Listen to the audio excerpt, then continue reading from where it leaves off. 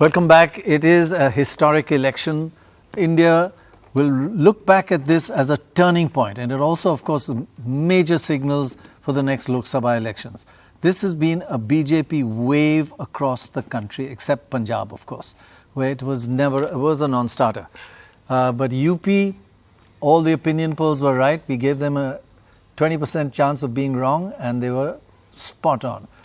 The Aam Aadmi Party, huge in Punjab, a victory like in Delhi, unprecedented. It looks like Uttarakhand is now going to the BJP as well, and Manipur, of course, and now Goa, little uncertainty there. But overall, the Congress is wiped out, and the BJP is absolutely dominant in this country right now. We've got both Pawan Khera and Pawan Verma with us. Thank you both very much for joining us. Pawan Khera, especially you're very brave to come here, and I mean that seriously. It's not a facetious comment, because it's a terrible day for the Congress party. Oh, we've lost him. Are you there, Pawan Khera? No. So, Pawan Verma, I don't know, they're coming and going. Yeah, you're back. Okay. Thank you very much for coming on a tough day. Is this going to see some dramatic changes in the Congress, or nothing really? You're just going to introspection? You would know, in any old and large organization, there is nothing called a dramatic change. It's a process which is ongoing. It may not be visible to the outside world, but that churning always happens. And yes, of course, the churning will be visible to the outside world, because it happens from within always. Whether we win or lose is not the issue here. The churning in any living organism must happen, and it will happen. I think just to ask you follow up, churning, small change, or a major dramatic change is needed? Like a change in leadership, a split in the party people are talking about. How are you going to stop all that? How are you going to stop a split in your party? A lot of people are just disillusioned with what's happening. As I said, it's very simplistic to blame individual, one particular or two particular or 5, 6 individuals for any debacle.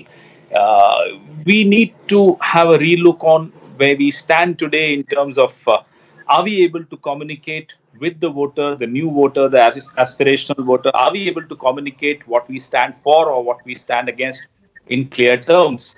Because right now, this generation, this new India is all about binary. It's all about black and white. There are no gray areas. And from our understanding of India, life and politics, it is gray, not black and white. So perhaps we need to get more into the black and white zone and less into the gray zone. Right. Let me bring in Pawan Verma here, who's really, I respect his political acumen. Just give us your overall view of how important this election is historically. Will it be looked at 20, 30 years from now as a turning point or not? Let me sum it up for you as briefly as I can. First of all, what this election shows is that the opposition as currently constituted does not have either the organization or the narrative to counter the BJP. For us, for some of us who were watching, it was very clear that in UP, for instance, a combination essentially consisting in terms of social engineering of Muslims and Yadav, which about 23-24% of the vote, is no match really, in spite of the spirited fight by Akhilesh Yadav, to the narrative of the BJP and its social engineering. By narrative, I mean, briefly, Hindutva, hyper-nationalism, and what I call Hindutva welfareism. As against that, the opposition has not yet been able to build a counter-narrative that successfully harnesses the very legitimate discontents in the public relating to their quality of their life, employment, inflation, and other factors. But So in can I this just scenario, interrupt there? Are yes. we seeing, you're talking about hyper nationalism and cultural or religious dominance of the BJP.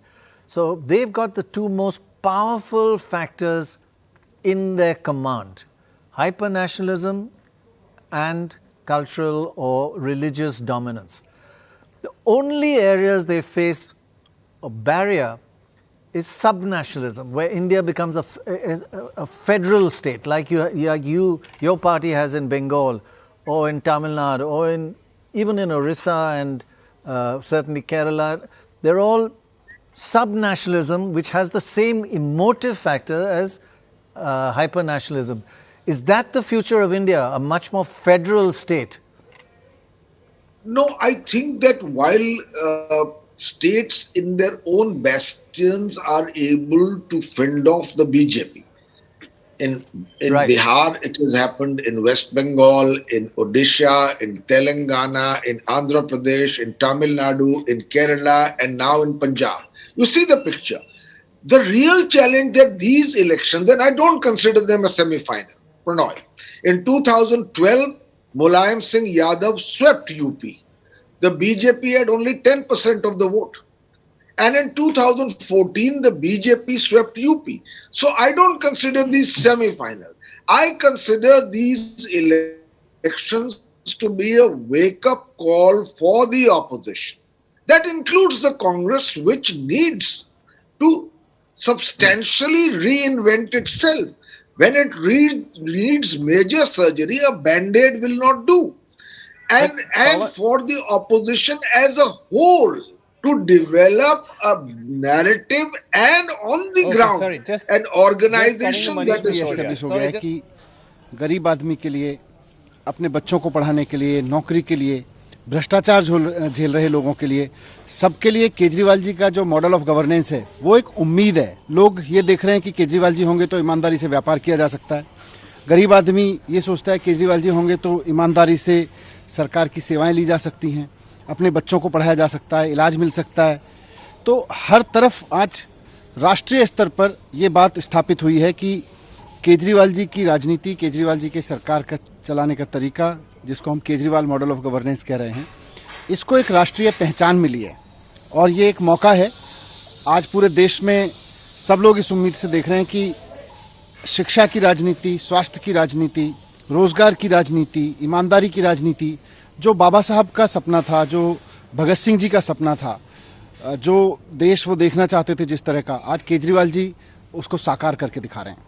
Sir, जब बात होती थी तो बहुत सारे political analyst वो ये कहते थे कि दिल्ली में केजरीवाल जी के चेहरे की एक एक्सेप्टेंस है, उसके बाद मनीष सिसोदिया जी हैं, वहां पर जिस तरह से कैंडिडेट है, आपको लगता है कि भगवंत मान जी भी उम्मीदों पर खरे उतरेंगे लोगों के? भगवंत मान जी भी खरे उतरेंगे और ओवरऑल आम आदमी पार्टी का एक एक कार्यकर्ता इस बात को लेकर समर्पित है कि केजरीवाल जी ने जो देश को राजनीति की दिशा दी है कि सरकार बनाए, जनता से मौका मांगे, वोट ना मांगे, जनता से मौका मांगे, और जब जनता मौका दे तो फिर उनके बच्चों के पढ़ाने के लिए काम करें, उनके इलाज के लिए काम करें, उनकी नौकरियों के लिए काम करें, महिलाओं की सुरक्षा के लिए, उनकी उन्नति के लिए काम करें।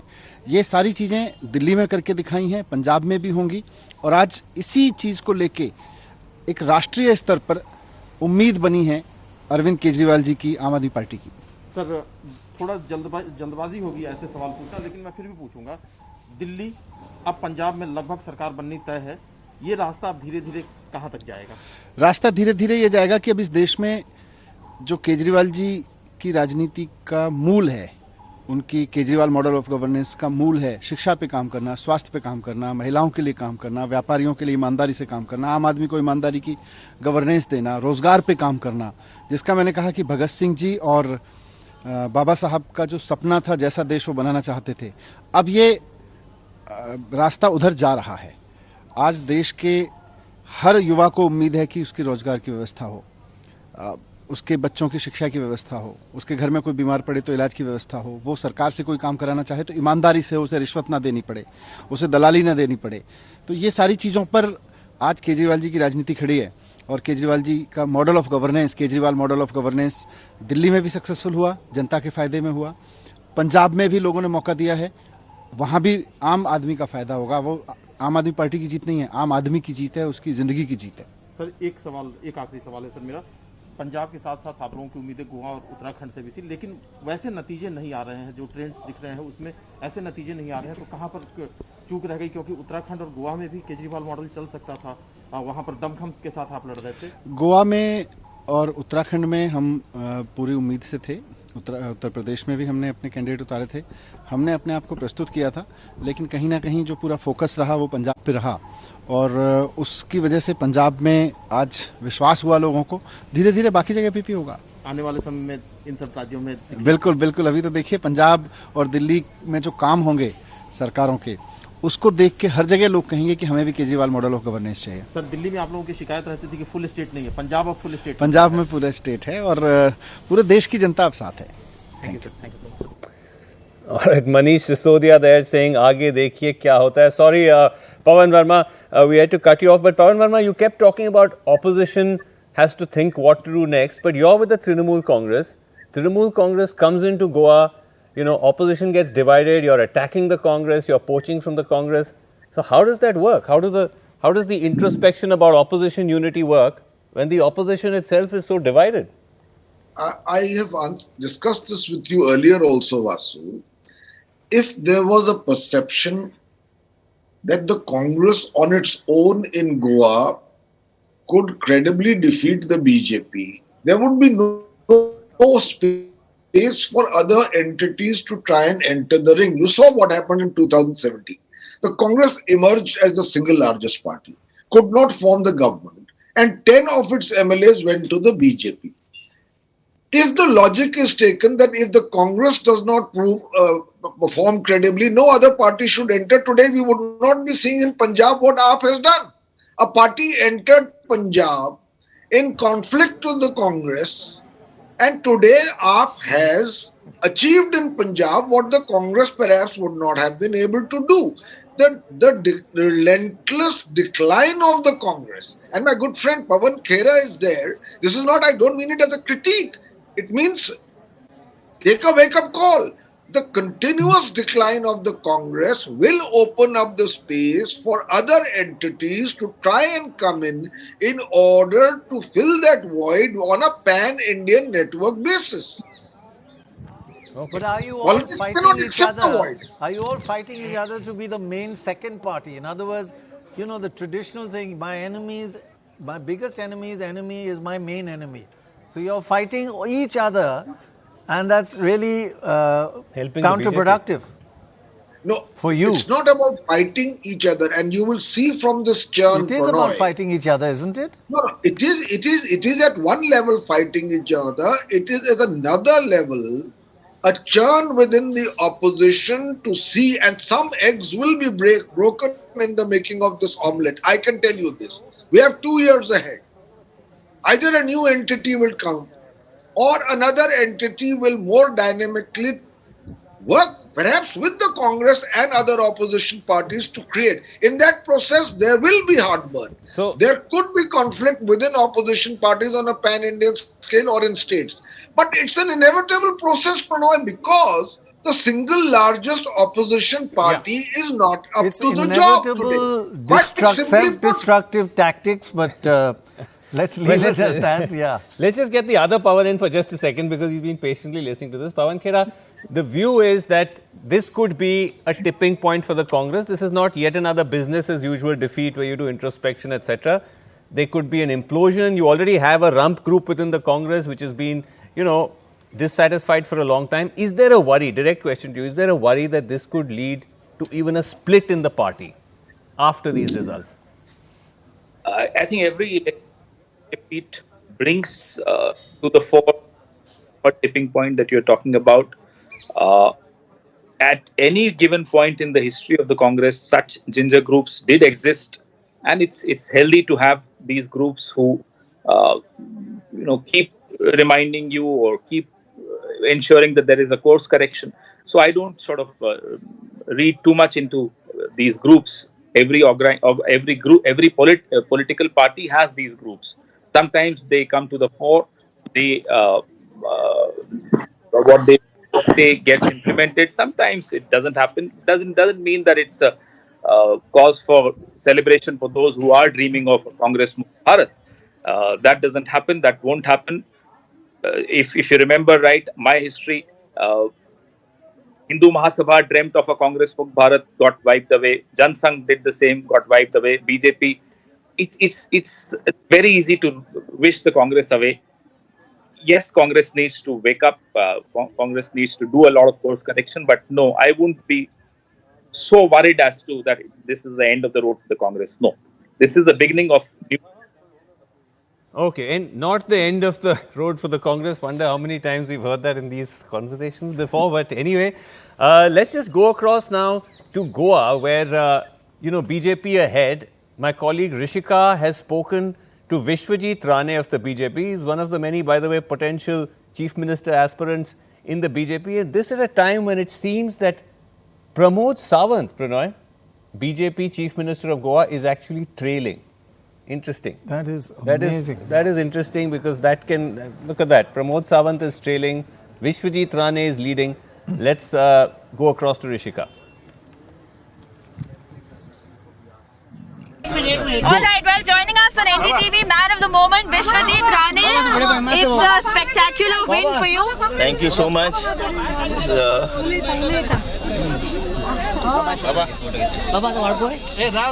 is the credit to the country's Prime Minister and for all that he has done for the state of Goa. And it's unbelievable faith my people have put in me, and this victory is of the people and the leadership of the party, and the party that is our country's Prime Minister. That's why we have been sweeping, and also all these guys who came into the state with all tails, and especially the Congress party and other parties who have only fooled the people in the past. Actual work, road infrastructure, road network, women empowerment, employment was generated by our government. You're very emotional today. I am emotional because the fourth is my 7th election, and people have reposed faith in me once again, and I give total, this is only credited to my leader, national leader, my Prime Minister, Shri Narendra Modi ji, Amit Shah ji, my Goa in charge, Devendra Fadnavis ji, JP Nadda ji, our party president is Shri Sadanand Tanawade, and all of us as a team, we have worked hard to see that BJP comes to where it is today. What's it going to be like by the end of the day today? I think BJP will form the government, but we should. I told you yesterday only that BJP is inching towards the majority. BJP will form the government. And who is going to support you? No, the party leadership will decide. The leaders are all here. They will decide. C.T. Ravi ji is here. Are you in touch with any of the regional leaders? Our leaders are in touch. Our leaders are in touch. Our leaders are in touch. You've got very emotional. Your wife has, this is her first election. I have not seen overall what is going on in that constituency because I was so focused because, from this election, you found some trends which are emerging. And these are trends to be learned. We cannot, though you get the numbers, you cannot become complacent because those trends are not good trends. I've seen some trends which are even in my constituency which have come up in spite of doing a lot of work. So one has to start working from day one from tomorrow. So this election is in a learning. You credit everything to the national leadership of the BJP. You also have a family legacy. Your father, is a legend as far as Goa politics is concerned. I've learned all the politics and everything. What needs to be done for the people is from my father. So basically, he is the father figure and a teacher, and I have learned everything from him. How to serve the people, how to eliminate poverty and the problems of the people, and I've always lived with the people. I believe in simplicity, I believe in commitments, I believe in seeing that we empower the people and not fool around with the mandate that your supporters have been chanting Baba tum CM bano. No, my supporters, everybody, they have their own aspirations. They would like to see their leader grow, but my leadership is the one that takes decisions of what they want to do in the state of Goa. Am I speaking with the next CM candidate? No, I mean, it's too premature to even go in that direction because the party leadership decides all these things. I am not authorized to say anything. I want to work for the party, strengthen the party, and I am a disciplined soldier of the BJP. Whatever party decides is fine. Thank you very much, Vishwajit Rane, for speaking. We are inside his vehicle right now, and if my camera person can just pan and show you, there has been a line of supporters, kilometers long line of supporters, people waiting to congratulate him, get a glimpse, interact with him, shake his hand. He periodically keeps, getting out of it. And this is what it's like. And it's been like this for several kilometers, right outside the polling station here in North Goa. With the camera person Punjab Vishika Barua for NDTV.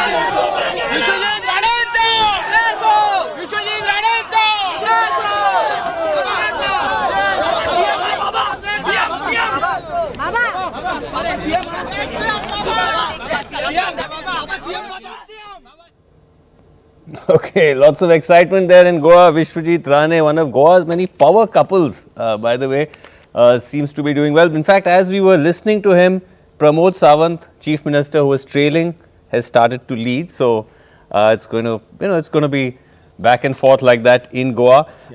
Let's also go across now to our colleague Shonakshi, who's been tracking AAP, and she's spoken to one of the big AAP leaders in Punjab. Let's go across to her. So joining me right now from Sangrur, from Punjab, which is already celebrating Dhol and Bhangra, Jalebi and Chai, Mr. Jarnail Singh, the one person, the Punjab in charge of the election that is taking place. Sir, congratulations, Jarnail ji. And Punjabi mein hamare liye kuch bataiye, what is going on in your heart and in your mind right now? ਸਭ ਤੋਂ ਪਹਿਲਾਂ ਦੋਵੇਂ ਹੱਥ ਜੋੜ ਕੇ ਸਾਰੇ ਪੰਜਾਬ ਦੇ ਲੋਕਾਂ ਦਾ ਮੈਂ ਧੰਨਵਾਦ ਕਰਦਾ ਆਮ ਆਦਮੀ ਪਾਰਟੀ ਦੇ ਮੁਖੀ ਅਰਵਿੰਦ ਕੇਜਰੀਵਾਲ ਜੀ ਵੱਲੋਂ ਆਮ ਆਦਮੀ ਪਾਰਟੀ ਪੰਜਾਬ ਦੇ ਪ੍ਰਧਾਨ ਤੇ ਹੋਣ ਵਾਲੇ ਮੁੱਖ ਮੰਤਰੀ ਭਗਵੰਤ ਮਾਨ ਜੀ ਵੱਲੋਂ ਸਾਰੇ ਆਮ ਆਦਮੀ ਪਾਰਟੀ ਪਰਿਵਾਰ ਵੱਲੋਂ ਕਿ ਤੁਸੀਂ ਜੋ ਇੱਕ ਮਾਹੌਲ ਬਣਾਇਆ ਸੀ ਇੱਕ ਨਾਰਾ ਲਾਇਆ ਸੀ ਕਿ ਇੱਕ ਮੌਕਾ ਕੇਜਰੀਵਾਲ ਨੂੰ ਉਹਨੂੰ ਤੁਸੀਂ ਸਾਰਥਕ ਕਰਕੇ ਦਿੱਤਾ ਤੇ ਮੈਂ ਇੱਕ ਜ਼ਿੰਮੇਵਾਰੀ ਇੱਕ ਵਾਅਦਾ ਤੁਹਾਡੇ ਨਾਲ ਕਰਦਾ ਆਮ ਆਦਮੀ ਪਾਰਟੀ ਵੱਲੋਂ ਕਿ ਜਿੰਨੇ ਵਾਅਦੇ ਆਮ ਆਦਮੀ ਪਾਰਟੀ ਨੇ ਤੁਹਾਡੇ ਨਾਲ ਕੀਤੇ ਨੇ ਉਹ ਸਾਰੇ ਪੂਰੇ ਕਰਾਂਗੇ ਤੇ 20 ਫਰਵਰੀ 2022 ਨੂੰ ਜੋ ਤੁਸੀਂ ਵੋਟ ਪਾਈ ਹੈ ਤੁਹਾਨੂੰ ਉਹਦੇ ਤੇ ਫਖਰ ਮਹਿਸੂਸ ਹੋਵੇ ऐसा दे काम आम आदमी पार्टी की पंजाब सरकार को करके एक सवाल बहुत जल्दी से हमने देखा है कि जो सिक्योरिटी है मान जी कि बिग पुलिस वाले घर के बाहर बहुत टाइट हो गया है सिक्योरिटी बहुत जल्दी लग गई सिक्योरिटी बढ़ भी गई है व्हाट डज दिस मीन हाँ देखिए भगवंत मान जी आम आदमी पार्टी के मुख्यमंत्री का फेस थे और अब लगभग मुख्यमंत्री बन चुके हैं तो उस हिसाब से तैयारियां एक आखिरी सवाल पंजाब का जो बदलाव अभी आ गया है इसमें भगवंत मान हो या अरविंद केजरीवाल हो क्लियर हो गया है कि mister Arvind Kejriwal has expanded beyond Delhi से बाहर आके पंजाब में आ गए हैं नेशनल चले गए हैं पूरा ये जो बदलाव है एक चीज नहीं है क्या क्या बदलाव है एक चीज तो नहीं हो सकता बिल्कुल खाली पंजाब की जीत तक सीमित नहीं रह सकती ये 10 मार्च 2022 आज भारत की सत्ता के शिखर पर जो बड़े बड़े लीडर बैठे हैं सब टेंशन में है कि हमने बहुत इनको रोकने की कोशिश करी और आम लोगों में एक बात होती थी कि एक बार इनको एक कंप्लीट स्टेट मिल जाए तो ये बहुत कुछ कर सकते हैं भाई दिल्ली जैसी आधी पार वाली स्टेट में इतने काम कर रहे हैं तो कंप्लीट स्टेट को तो कमाल कर सकते हैं तो वो कमाल आज से पंजाब में शुरू होने जा रहा है कमाल शुरू होने जा रहा है जो आगे के रास्ते आम आदमी पार्टी के लिए खोलेगा जैसे काम दिल्ली में हुए जैसे काम पंजाब में होंगे ये अपने आप में एक मॉडल बनेंगे और आम आदमी पार्टी भगवंत मान जी एक्साइटेड है और पूरी तरह से तैयार है पंजाब के लोगों की सेवा करने। Thank you, Jarnail ji. Thank you so much. That was Mr. Jarnail Singh, who has been the Punjab in charge of the elections here of the Aam Aadmi Party here in Punjab. And just to give you a snapshot of the celebrations which have just kick-started here in Sangrur at the CM face, the CM candidate, Mr. Bhagwat Maan over here. Jarnail Singh talking about that change, about the kamal that is about to start to happen in Punjab. Shonakshi Chakrabarti from Sangrur for NDTV. Okay, so Punjab there again, big celebrations. Let's go across now to another state where there's been a big story, the BJP's huge win in Uttar Pradesh. My colleague Alok Pandey sent this to us from BJP headquarters in Lucknow. Major celebrations at the BJP office after the party Party looks set to form a government in UP. Sir आपका नाम क्या है? सौरभ शुक्ला। सौरभ शुक्ला। सौरभ जी ये बताइए कि आपके हिसाब से सबसे बड़ा फैक्टर क्या रहा है आपकी जीत में अगर ये होती है तो? सुशासन, नारी सशक्तिकरण और गरीब जनता के लिए जो आवास दिए हैं, शौचालय दिया, राशन दिया है, ये सब जनता ने मिलकर और चुपचाप भारतीय जनता पार्टी को मतदान किया है। गुप्त से जो लोग कहते थे कि माया MY फैक्टर काम करेगा, सारे फैक्टर टूट गए हैं और उत्तर प्रदेश अब शिमला बनने जा रहा है। अखिलेश यादव यहाँ आपका नाम क्या है? प्रशांत श्रीवास्तव। क्या आपको लगता है कि नरेंद्र मोदी जी एक ज्यादा बड़ा फैक्टर रहे कैंपेन में या मुख्यमंत्री? दोनों ही लोगों ने प्रचार जिस तरह से किया, जिस तरह से ताबड़तोड़ रैलियां की और दोनों की लोकप्रियता जो है अपने चरम पर थी। जिस तरह से माननीय प्रधानमंत्री मोदी जी के नेतृत्व में योगी आदित्यनाथ जी ने कार्य किया, यह कहीं ना कहीं उत्तर प्रदेश के 24 करोड़ जनसंख्या की जीत है और जनता के जो वोटर थे वो शांत थे।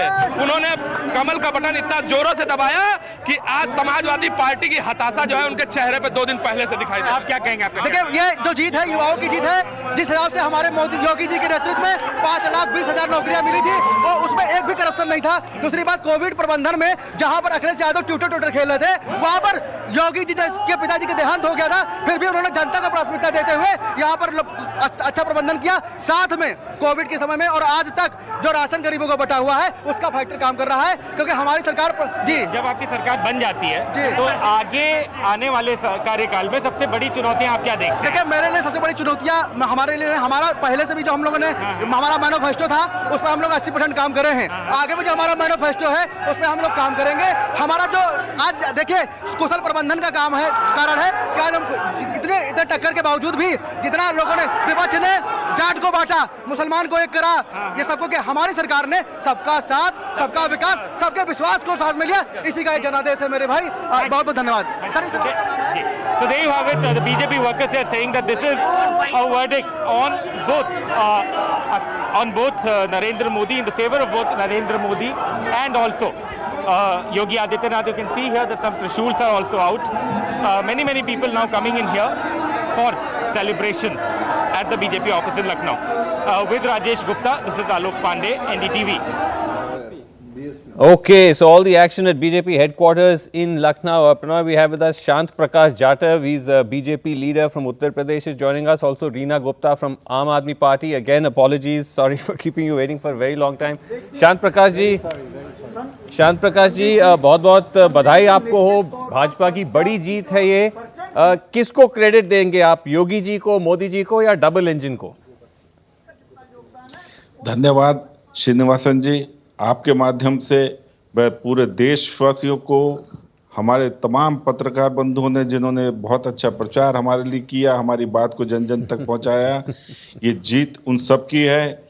सभी उन कार्यकर्ताओं की जीत है जो भारतीय जनता पार्टी के, उन्होंने रात दिन जो है जन जन तक पहुंच करके उन सब चीज़ों को जो प्रदेश और केंद्र सरकार के द्वारा जो दी गई थी योजनाएं वो वहां तक पहुंचाई। ये कार्यकर्ताओं की जीत है जी। और मैं समझता हूं कि जो 5 राज्यों में से 4 राज्यों में हम जो जीत को हासिल कर रहे हैं, ये एक तरीके से आप ये मान लें कि एक नया विजन है कि अगर आप डेवलपमेंट करते हैं, विकास करते हैं, पब्लिक के लिए काम करते हैं तो पब्लिक आपको चुनती है। तमाम तरीके से किसान आंदोलन हुए या दूसरे तरीके के भी कुछ मूवमेंट्स चले, सबको नकार दिया। सरकार, जनता ने उसको चुना जिसने वाकई विकास के मार्ग खोले और उन तक पहुंच करके उनको योजनाओं का लाभ दिया। ठीक है, चलिए ये आप कह रहे हैं नया मॉडल है, but Reena Gupta, again congratulations to you. Many congratulations. Amazing achievement, amazing. You repeated Delhi, which most people thought was impossible, and you've proven you can do it. Fantastic, Reena Gupta. So is it now Arvind Kejriwal for PM? For Aam Aadmi Party? Thanks. Thank you. We are really happy today. Also, this sort of, provides a mohor on the Delhi model of governance. And, if you remember, our campaign was a very, very positive campaign. And till the end, we kept talking about the real issues of the people of Punjab. And it is what the people have voted for. Also, you know, if you look at Delhi is still half a state, and the kind of work we've done in Delhi, being a 50% state, I am really very optimistic that we are going to transform Punjab in 5 years, because Punjab is the first full state where you will see, you know, the Aam Aadmi Party model, and we will deliver on all the promises that we talked about in our manifesto. Also, you know, I was listening to the discussion that you all were doing just now about Congress. You know, if you see right now, the economy is in doldrums. Inflation is the highest, unemployment also the highest. If in a time like this, Congress did not manage to provide an opposition in the 5 states, then I really think that Congress has no business of being in politics.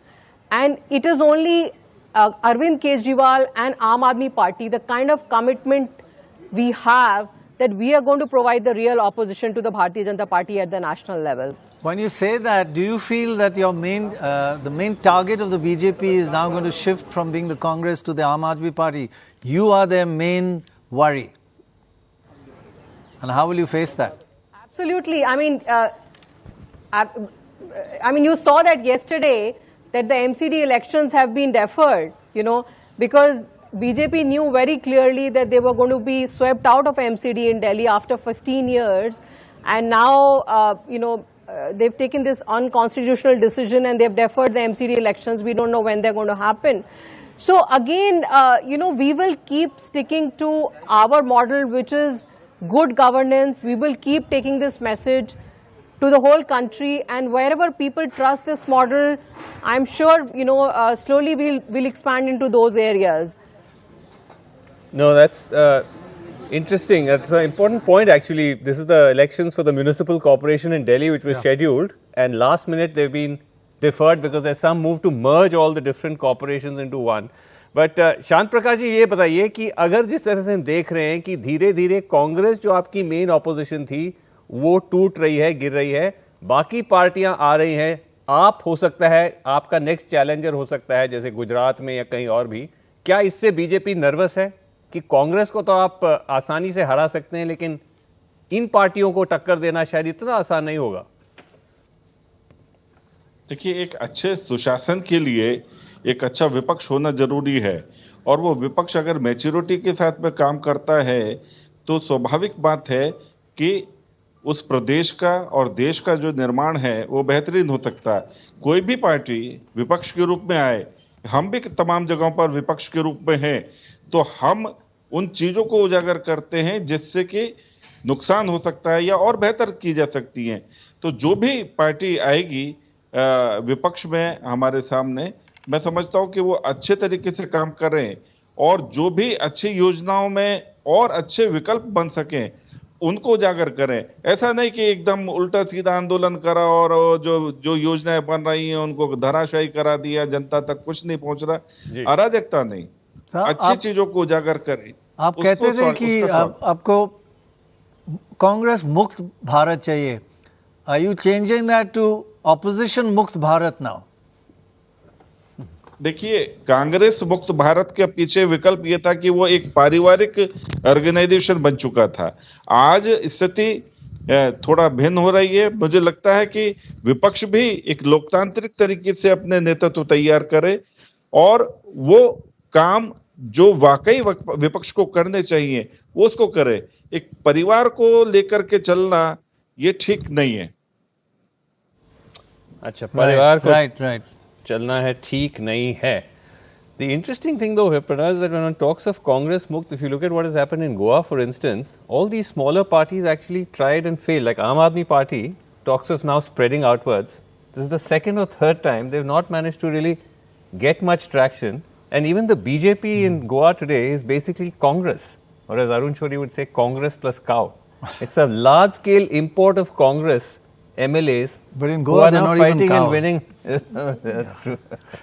Tell me, so it's Congress versus Congress in Goa. Talking about in Goa, the TMC plus Baj, they've got 5. Is it 1 TMC and 4 of the ally, or what were you saying earlier? It was 5. Earlier it was all 5 was MGP. MGP.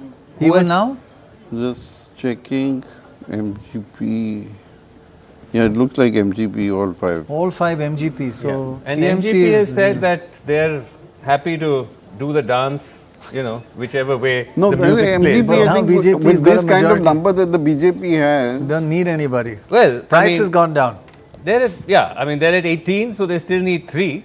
So the others are there. Until you reach 20, it ain't over till the fat lady sings. Correct. So they're comfortably placed, but do you think there's still a...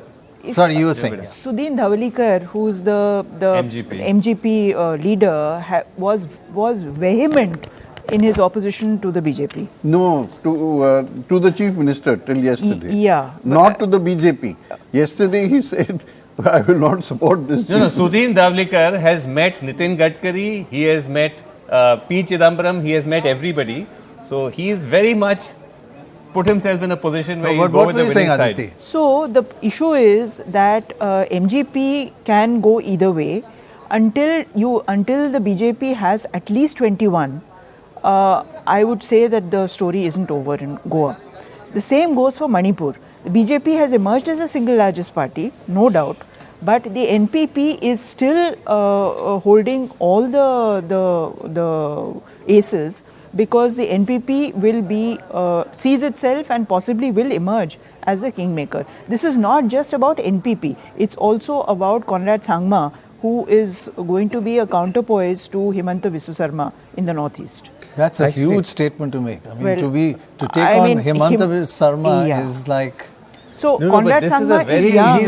He dominates the northeast, he's a young person. He comes from a very long lineage, political lineage. And he's very politically astute, sharp, and he's very tough. ambitious. And by the way, the NPP is one of the fastest parties to get national status. Correct. Because they're now in 3 states. Right, they're in Manipur, they're in Arunachal, and they're in Meghalaya. And actually, Aditi's made a very interesting point, because we've sadly neglected Manipur somewhat and I think in our it's a little coverage. The unfair. NPP is at 13. They have actually crossed the Congress. So they are now the second largest party in Manipur. They were at 4. They have now come to 13. Right. NPP is the samosa mein aloo, in the sense that in Meghalaya, both the Congress and the BJP are supporting an NPP government. So, in other words, the NPP can actually do a deal with almost anybody. And to that extent, it's very important. And also, I think in Manipur BJP, it's mostly imports from other parties. We still don't know how many seats the JDU has got. They're leading in 3 at the moment. But again, these are leads. Again, in Manipur, it's not over till it's over. Okay, interesting. But who will BJP is just 5. Who will these smaller parties there support? Okay, but just a second. Let's just go across. We have Rishika in Goa, and also we have with us Brijesh Pathak, UP Law Minister. Rishika, just give us 1 second. We'll come back to you. Brijesh Pathak ji, are you with us? Congratulations to you. बहुत बहुत बधाई हो आपको ब्रिजेश पाठक जी. आवाज आ रही है?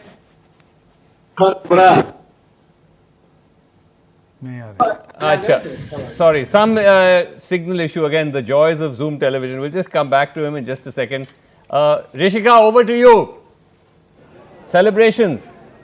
Well, I'm coming to you from the counting center in Panjim. This is not a BJP office or the home of a BJP leader. This is just about 500 meters out of the counting station, and it is BJP flags and BJP supporters all through. आप लोग कब से खड़े हैं यहाँ पे? Bharatiya Janata party का सुबह से खड़े हैं. आपको सुबह से पता था कि बीजेपी जीतने वाली है? हाँ, पूरा सपोर्ट था हमको.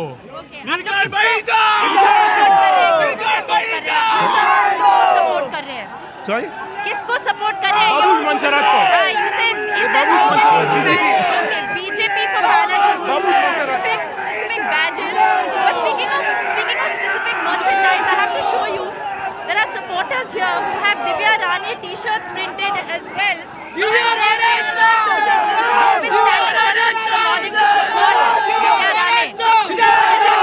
T-shirt पे क्या लिखा है? टी-शर्ट पे क्या लिखा है? टी शर्ट पे I believe in Divya Rane.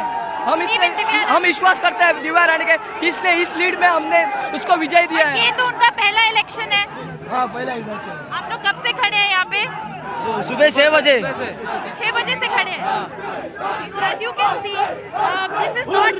I'm really surprised because you usually see these kind of scenes outside a BJP office or outside a leader's home once trends become clearer. But these are scenes just a couple of 100 meters away from the polling station, where you can see, flowers, flags, and like I said, very interesting merchandise as well.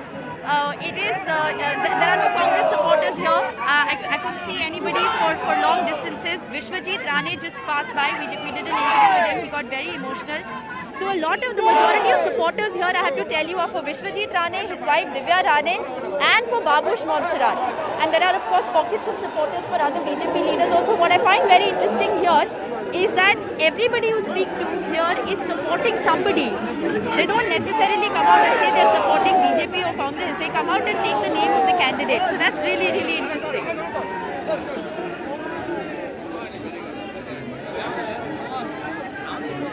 Okay.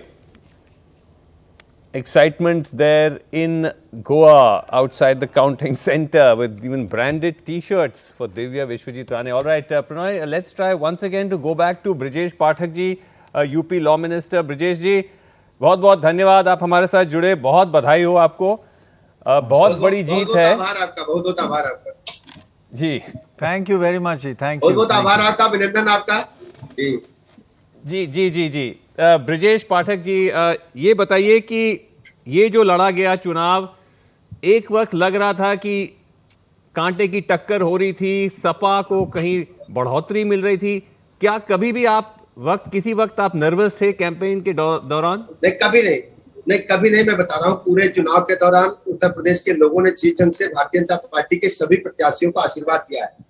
उसका कारण यह था कि UP के लोगों ने आदरणीय प्रधानमंत्री नरेंद्र मोदी जी की जो जन कल्याणकारी योजनाएं थी, गरीब कल्याण की योजनाएं थी, सबको पक्का मकान, बिजली का कनेक्शन, गैस का कनेक्शन, निःशुल्क शौचालय, 5 लाख तक का निःशुल्क इलाज, महीने में 2 बार राशन, किसान सम्मान निधि, इसके अलावा ढेर सारी ऐसी योजनाएं थी जो जनता ने उसको सीधे ये माना कि उनके जीवन स्तर में यदि कोई बदलाव ला पाया है तो आदरणीय प्रधानमंत्री नरेंद्र मोदी जी ला पाए हैं। और विशेष बात यह थी कि लखनऊ के और उत्तर प्रदेश के लोगों ने इस बात को महसूस किया कि कानून का राज यूपी में बीजेपी ने स्थापित किया है। तो उत्तर प्रदेश के सर्व समाज ने जाति, धर्म, संप्रदाय की सीमाएं तोड़ करके, पार्टी लाइन को तोड़ करके भारतीय जनता पार्टी को अपना आशीर्वाद दिया है, आदरणीय मोदी जी को आशीर्वाद दिया है। प्रचंड बहुमत की सरकार दोबारा बन रही है। हमने चुनाव के दौरान लगभग सभी जिलों में बात कही थी कि भारतीय जनता पार्टी प्रचंड बहुमत की सरकार बनाएगी, और ये सब लोग महसूस कर रहे थे। दूसरी तरफ समाजवादी पार्टी क्यों नकारी गई, पूरे प्रदेश के लोग जानते हैं। समाजवादी पार्टी ने नारा दिया था, नई सपा है, नई हवा है। जब सूची आई उसके विपरीत आई। उनकी सूची में दंगाई, उनकी सूची में 10 सरगना, उनकी सूची में हत्या के आरोपी, हत्या, डकैती, लूट, बलात्कार जैसे गंभीर आरोपों से घिरे लोगों को उन्होंने जोड़ करके टिकट दे करके चुनाव मैदान में गए। और सबसे बड़ा बात था कि उत्तर प्रदेश के लोग जानते हैं, और आप भी जानते होंगे, 10 सरगना ददुआ के परिवार के लोगों को महिमा मंडित करते हुए उन्होंने टिकट देने का काम किया। उत्तर प्रदेश के लोगों ने कानून का राज स्थापित करने के लिए, गरीब कल्याण की योजनाओं के लिए भारतीय जनता पार्टी को आशीर्वाद दिया। आज प्रचंड बहुमत की सरकार दोबारा बनने जा रही है। Sorry to interrupt, sir. You're criticizing Samajwadi Party, but their swing in their vote share went up a lot in this election. There must be something that is happening there. Are they your main worry now in UP? Samajwadi Party as your single opposition, up 12%. Their vote is up 12%. BJP vote is up 2 to 3%. कृपया मेरी बात सुनिए। Vote percentage Samajwadi party का इसलिए बढ़ा है कि पूरी तरह से विपक्ष के सारे मतों का ध्रुवीकरण समाजवादी पार्टी के साथ हुआ। जो भारतीय जनता पार्टी के साथ नहीं थे, जो गरीब कल्याण की योजनाओं को छोड़ करके समाजवादी पार्टी या मानसिकता उनकी शरीर में इस प्रकार की प्रवेश कर गई थी कि वो भारत माता के प्रति समर्पित भाव से काम करने के लिए तैयार नहीं है, राष्ट्र के प्रति समर्पित भाव से काम करने के लिए तैयार नहीं है, या वो मानते हैं कि भारतीय जनता पार्टी में उनका गुजारा नहीं होगा, क्योंकि भारतीय जनता पार्टी सुचिता के साथ लोगों को साथ लेकर के एक चरित्रवान लोगों के समूह को बना करके देश में और प्रदेश में काम कर रही है, जबकि समाजवादी पार्टी ने जितने बैड एलिमेंट्स थे उनको अपने साथ लेकर के चुनाव मैदान में गई, इसलिए समाजवादी पार्टी को करारा झटका लगा। नहीं मंत्री जी, आप कह रहे हैं, मतलब हम इसे राजनीतिक आज वो दृष्टि में नहीं जाना चाह रहे थे, लेकिन जो आप बार बार कहते रहते हैं कि वो सब समाजवादी में ही थे, गुंडे थे वगैरह थे, आप खुद भाजपा का ट्रैक रिकॉर्ड देखें, आपके यहाँ भी कितने बड़े बड़े जो जिनको कहते हैं बाहुबली थे, दबंग थे, ब्रिज नाम बताइए ना। मैं बताता हूँ ब्रिजभूषण शरण सिंह जो आपके एमपी हैं गोंडा से, कौन कौन से केसेस अगेंस्ट हैं? सुशील सिंह के, अरे अब अभी आपने नाम पूछा, मैं बता रहा हूँ, आप मेरी बात काट रहे हैं। सुशील सिंह जो ब्रजेश सिंह के चंदौली में जो उनके भतीजे हैं, मर्डर का केस है उनके अगेंस्ट, जो मेरी बात राजा भैया घूम रहे हैं, धनंजय सिंह घूम रहे हैं। I think जो हमारे यहाँ, I think what we are trying to say, one second, Vasu. I think what we are trying to say is that it is remarkable achievement for the BJP to go up in its vote, but also a remarkable achievement for the Samajwadi Party. Don't you have don't you admire the fact that they've gone up 12%, and they should admire the fact that you have gone up from 42 to 45. So in a state where you already had 42, you already had a huge majority, and you went through COVID and oil prices rising and inflation, and you still went up. Isn't it time for both sides to recognize each other and say, you know, it's not everybody's terrible except the Samajwadi Party or the BJP. Both have done well, right? आपका कहना जायज है, मैं मानता हूँ, लेकिन मेरा सिर्फ विचार ये है और मेरा स्टैंड ये है कि भारतीय जनता पार्टी ने, भले ही आप जैसे ब्रिजभूषण शरण सिंह का नाम ले रहे हैं, इनका नाम लिया, सुशील सिंह का नाम लिया, हमारी सरकार के दौरान किसी भी व्यक्ति ने यदि कानून तोड़ा है तो हमने उसे कानून के साथ कड़ी से कड़ी सजा दी। दूसरे समाजवादी पार्टी के शासनकाल में जिन लोगों ने हत्या, डकैती, लूट तक की, उनको महिमा मंडित करने का काम किया। गायत्री प्रजापति जैसे गंभीर रेप के आरोपी के पत्नी को टिकट देने का काम किया है। ददुआ 10 सरगना, पूरी दुनिया उसको जानती है, उसके परिवार के लोगों को टिकट देने का प्रदेश के लोगों ने नकार दिया। और जो वोट परसेंटेज बढ़ा, congratulations on increasing your vote percentage at a more, congratulations on increasing your vote percentage at a very difficult time when UP has gone through terrible times, and you've increased your vote percentage. Congratulations, and we will congratulate Samajwadi Party also. बहुत आभार आपका, धन्यवाद आपका, Thank you. Thank you, नमस्कार. Thank you very much. Congratulations. Thank you मंत्री जी, बहुत बहुत धन्यवाद आप हमारे आभार आपका, बहुत बहुत आभार आपका, धन्यवाद आपका. धन्यवाद मंत्री जी, धन्यवाद. Okay. All right. So UP's law minister there, politics never stops. Politics is 24/7.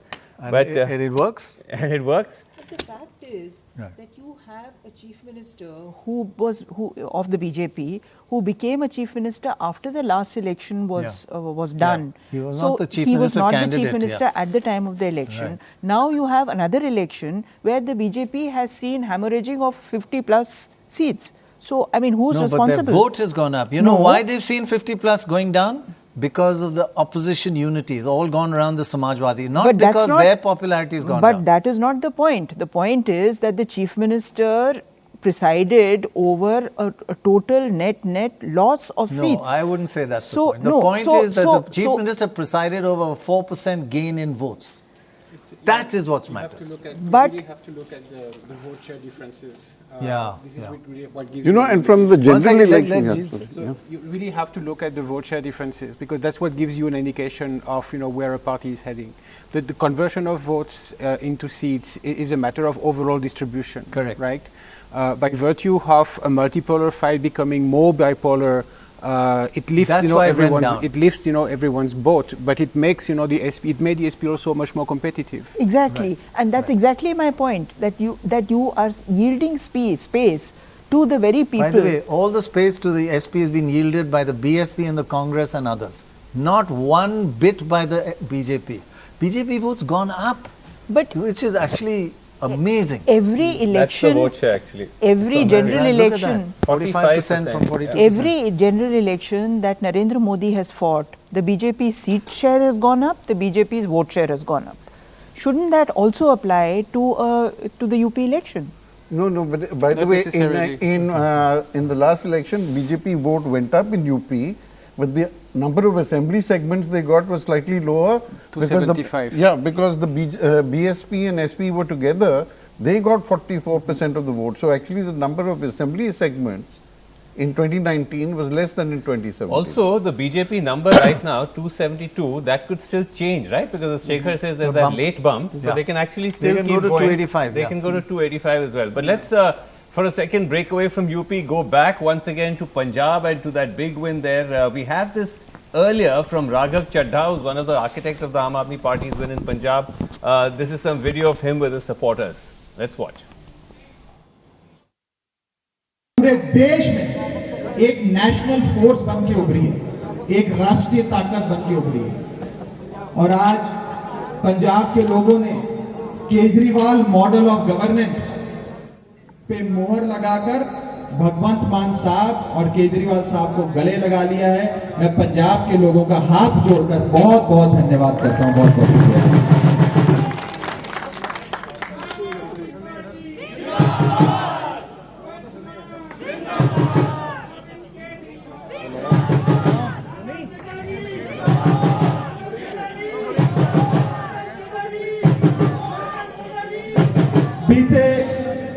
बीते कुछ महीने इन सारी दूसरी पार्टियों ने हम सब पर खूब आरोप लगाए, कीचड़ उछालने की कोशिश करी, केजरीवाल साहब को आतंकवादी तक कह डाला।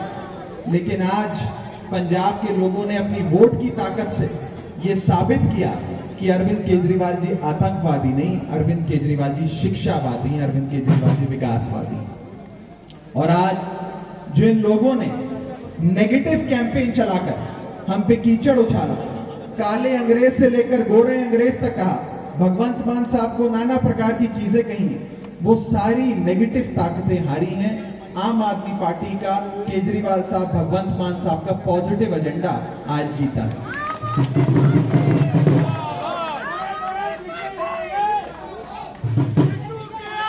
आज ये साफ नजर आता है कि जब देश का आम आदमी खड़ा होता है, जब आम घरों के लोग सियासी मैदान में आकर ठान लेते हैं, ईमानदारी से, नेक नियति से किसी चीज को सोच लेते हैं, तो फिर बड़े बड़े सिंहासन डोल जाते हैं, बड़े बड़े नेताओं के सिंहासन डोल जाते हैं।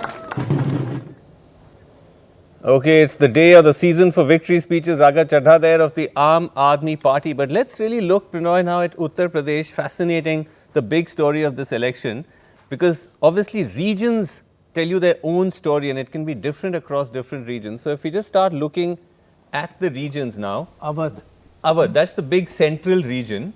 Look at the SP went up 18 seats from 7 to 25. Yeah. But let's have a look at the vote in Awadh and the swing and where did it get its votes from. Right. Can we switch to votes or? Okay, just coming. Okay, but that's remarkable because Awadh is not a strong SP region, right? This is the central, this is Lucknow, this is Ayodhya. Still trailing. Sorry? Still half what BJP is in that. Still trailing, but the improvement is quite a remarkable. So 45-36. So and if you look at the swing, I think that's the next. Yeah, here it is.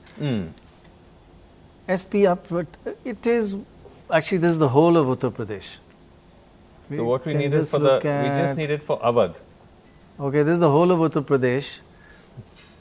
BJP plus 4%, which has come not from the Samajwadi Party because their vote has also gone up 12%. So that's 16% up for the top two parties, making it a kind of a two-party state. And where does this come from? Huge amount from the BSP. It's probably gone 75% to Samajwadi and 25% to BJP. And a little bit from the Congress as well. And there are also others which have gone down a bit because 8 plus 4, 12 and 16. Others have got squeezed completely. Now you see BSP down 9. So BSP is now... so 9 and 4, 13 and those two are up 16. So 3 from others 3 also. From the other. So okay, can we just go back to regions and let's try to go back to regions. We did Awadh. I think we were trying to get the swing for Awadh. I don't know. If not, let's just go to the next region. Okay. We have votes by region. Okay, so there we saw in Awadh that SP big gains 18. So Prannoy, if you see the SP gaining 18 there, BJP down 13. So it would be fair to say that most of those gains then are coming at the expense of the BJP, and again BSP from 5 to 1 it was. 5 to 1. So and that in wasn't a Awadh they gained 12.5% vote. Here we have the change, the swing actually on the right. Yeah. BSP down by half actually, from 23 to 12. Yes. And Congress also down by half. Right.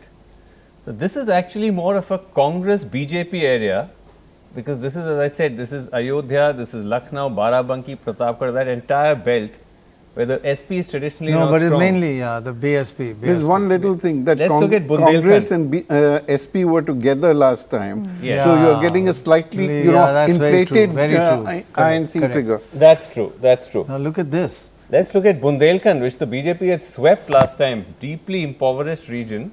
Here, again, the BSP has collapsed. SP is gaining. No. BSP is not done too bad. It's probably one of its best. It's just down 5%. Okay, right. From Compared 23 to 5 to 18. Right. Down 5. It's held on quite a lot here.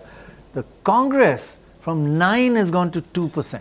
That's a shocker. That's a big drop. And again, SP up 12. It's going 10, 12, 14 up everywhere. And here's a big drop for the BSP Yeah. in the Doab area. From 21 down to 13, down 8%. Right. This is actually the strongest belt for the SP, because this is takes you into the sort of Yadav heartland. right. Look at the east. Let's actually look also at the seats in the east if we can. Yeah. Because we should look at seats and correct, vote share, correct. not just at the vote share. Correct. So let's just look at the seats in the east, because this is actually in a sense the Banaras and surrounding area, and this was a very fiercely contested. This is 39, 31, 38, Look at that. 32. Look at that. That's quite something, because this is in a That's sense the BSP going from 9 to 1. 9 to 1, but this was, That's the seats you're talking about. Banaras, epicenter of the east, but this is also where SP was doing its social experimentation. It had tied up with a lot of these smaller Look caste at that. parties. Up 17, Up 17 seats. But this could be the SP's social engineering as one of the reasons. Let's for go this, back and to the also- votes again on Yeah. this, if possible, on the east. BJP down from 49 to 38. So, but the BJP's vote also went up by 3% and the Samajwadi by 10. But the BJP is still losing significant number of Yeah, because seats. again, for the opposition unity, Right. they gained in votes, but they lost because the opposition is coalescing around one What you asked, SBSP gets 3 seats here. I see. This is OP Rajbhar's party, which is an alliance with the Samajwadi Party, earlier with the BJP, now with SAPA. So these are all the small OBC tie-ups. Yeah, but the other ones have not got AKD, whatever that, Apna Dal K. Apna Dal Look at Kamarewali, this, this was the northeast. breakaway. Northeast. This is Prannoy, the Gorakhpur area. This is Chief Minister's home turf. Again, BSP wiped out from 22 down to 11 and the SP from 22 to 34. So let's look at the northeast seats as well, because remember, this is also where, so SP again doing well, but BJP was so far ahead. That it it really- was, and this is, by the way, this is where Swami Prasad Maurya crossed over to the SP. This is his belt, Kushinagar. But SP gaining somewhat, but not nearly enough.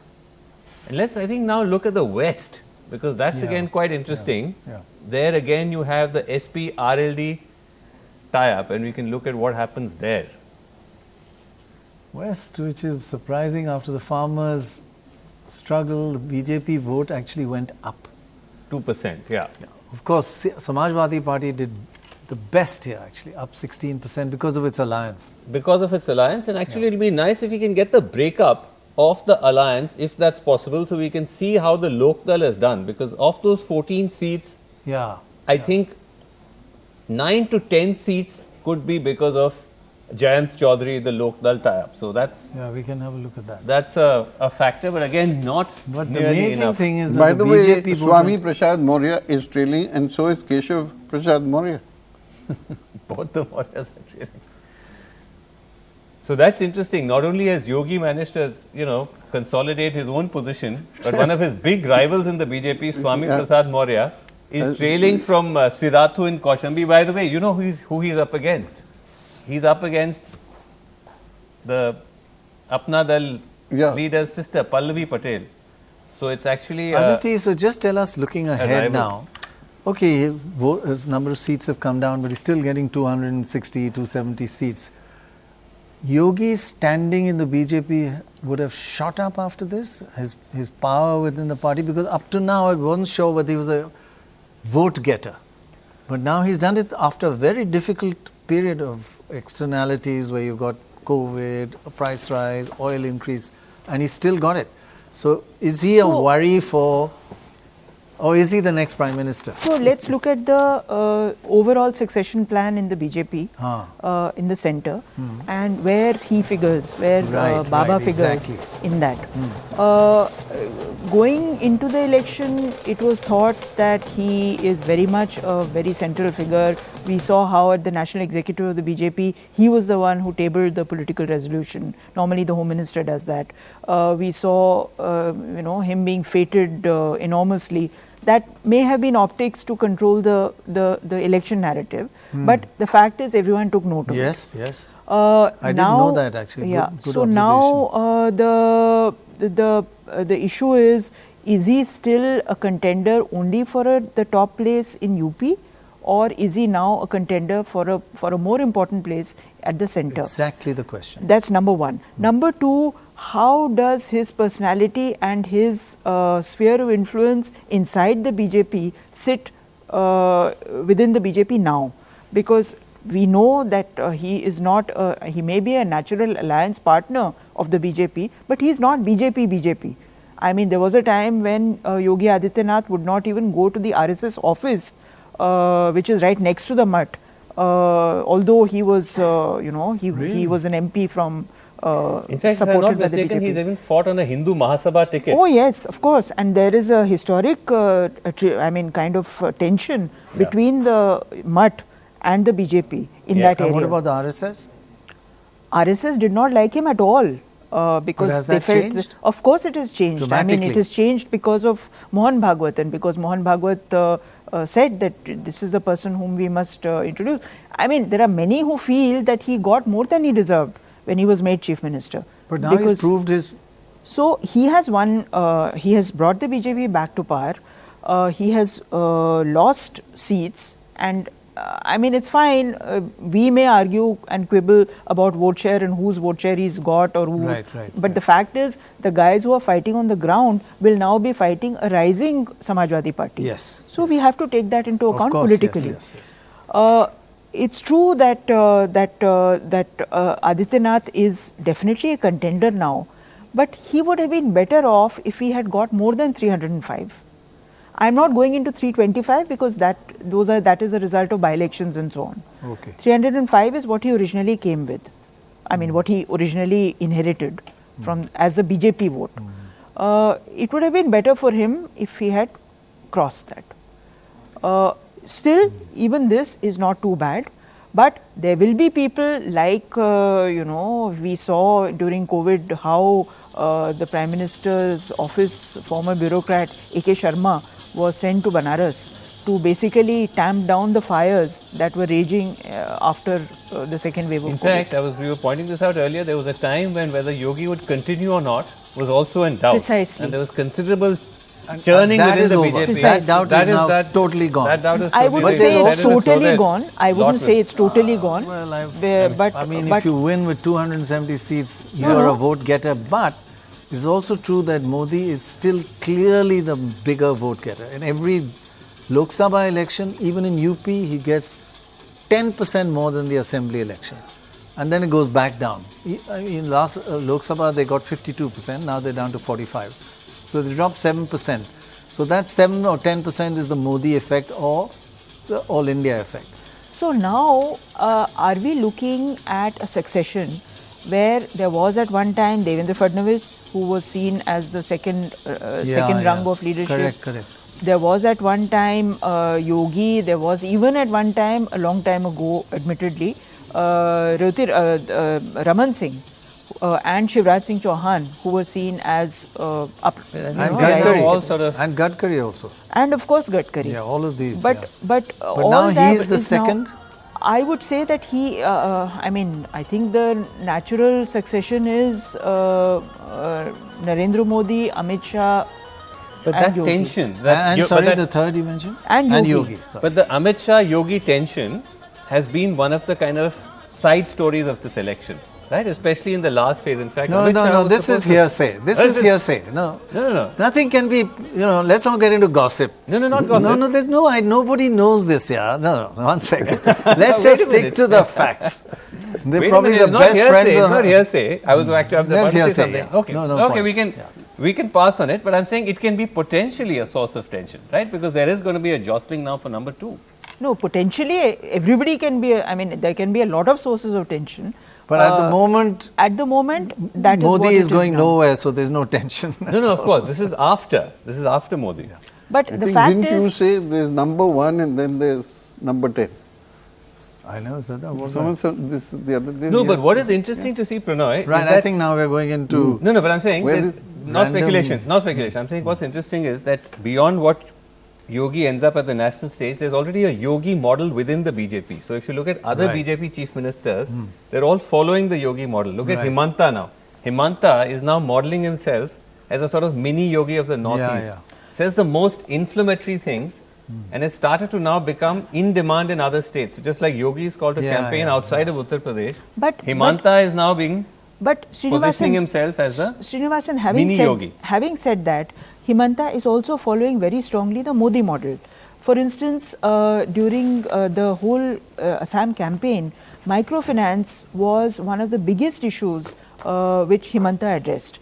He is talking about the small guy, the little guy, the sisters, my sisters who are being forced to sell themselves because they are not able to pay back the microfinance loans. That's very interesting. So microfinance actually was severely underreported during the campaign. But he brought a bill which is, I have to say, directly in contravention of the RBI. To control microfinance in a variety of ways. That bill is actually not being gazetted yet, but microfinance is a huge problem because that affects in people's lives. Precisely. So one thing is clear from Uttar Pradesh, what you say, and Baj also, that welfare measures, rations, house, like the old gas cylinders, they have a huge impact on election results. That has countered all that. The recession of the COVID, the hardship of the COVID period. People talked only about, I got rations, I got a house, I got toilet, I got... I'm sure that previous governments, including the UPA governments, did a lot of work in this direction. The important thing that BJP has managed to do, which is I think a greatest achievement of the party, is to link the party and the government. In the same way that it's linking the double engine ki sarkar. Basically, what does double engine ki sarkar mean? It means that if you have the same government in the center and the state, then you can look forward to a lot more. And also the way that you personally and double bulldozer also.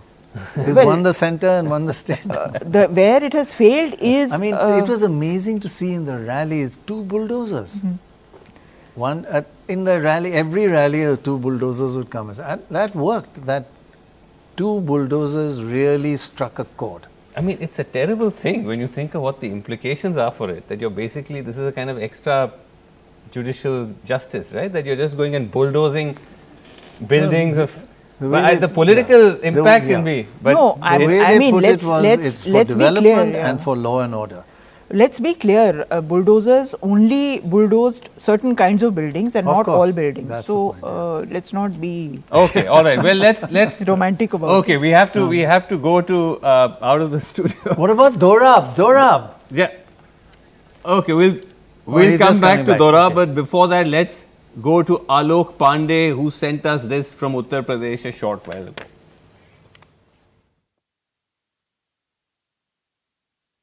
Celebrations are on at the BJP office here in Lucknow. one of the most unique things that one can see over here is this gentleman here with a bulldozer on his head. Sir, आपका नाम क्या है? शुभम कश्यप। कहाँ से हैं? लखनऊ मध्य विधानसभा। ये बताइए, ये बुलडोजर कहाँ से लगा के आए हैं? ये बिल्डोजर जब से हमारी सरकार विरोधियों पे हाथ पकड़ रही है, उसी समय से अभी ये सर्विस में गया था। 11 तारीख से फिर से बिल्डोजर चलने जा रहा है। उत्तर प्रदेश की जनता को मैं धन्यवाद देना चाहता हूँ, पूरी प्रचंड बहुमत से हमारी सरकार बन रही है और 11 तारीख को योगी बाबा बिल्डोजर लेके सड़क पे। ये बताइए, इस बुलडोजर ने आपके कैंपेन में आपकी पार्टी के कितनी अहम भूमिका निभाई आपके हिसाब से? ये समझ लिए पूरी भूमिका निभाई है और मैं जनता को, उत्तर प्रदेश की जनता ने जो भूमिका निभाई है उससे कुछ नहीं है। और भारत में मोदी जी की, योगी जी की ये जो काम किया नेतृत्व में, भारतीय जनता पार्टी फिर से सरकार बनाने जा रही है। Thank you so much. There you have it. I mean, all kinds of celebrations now taking place here at the BJP office in Lucknow. You can see some other people with cutouts of Narendra Modi and the Chief Minister Mr. Adityanath. आपका नाम क्या है sir? Shri Ram Sonipat, Haryana गौरक्षा। अच्छा, हरियाणा से आए हैं आप? गौरक्षा 1 महीना में हम महाराज जी के चुनाव से आज सुबह वापस आए हैं। हम गोरखपुर में चुनाव करवा रहे थे मुख्यमंत्री। गोरखपुर में माननीय मुख्यमंत्री जी के चुनाव में कैंपेन किया हमने और आज रात को हम लखनऊ आए हैं जश्न मनाने के लिए।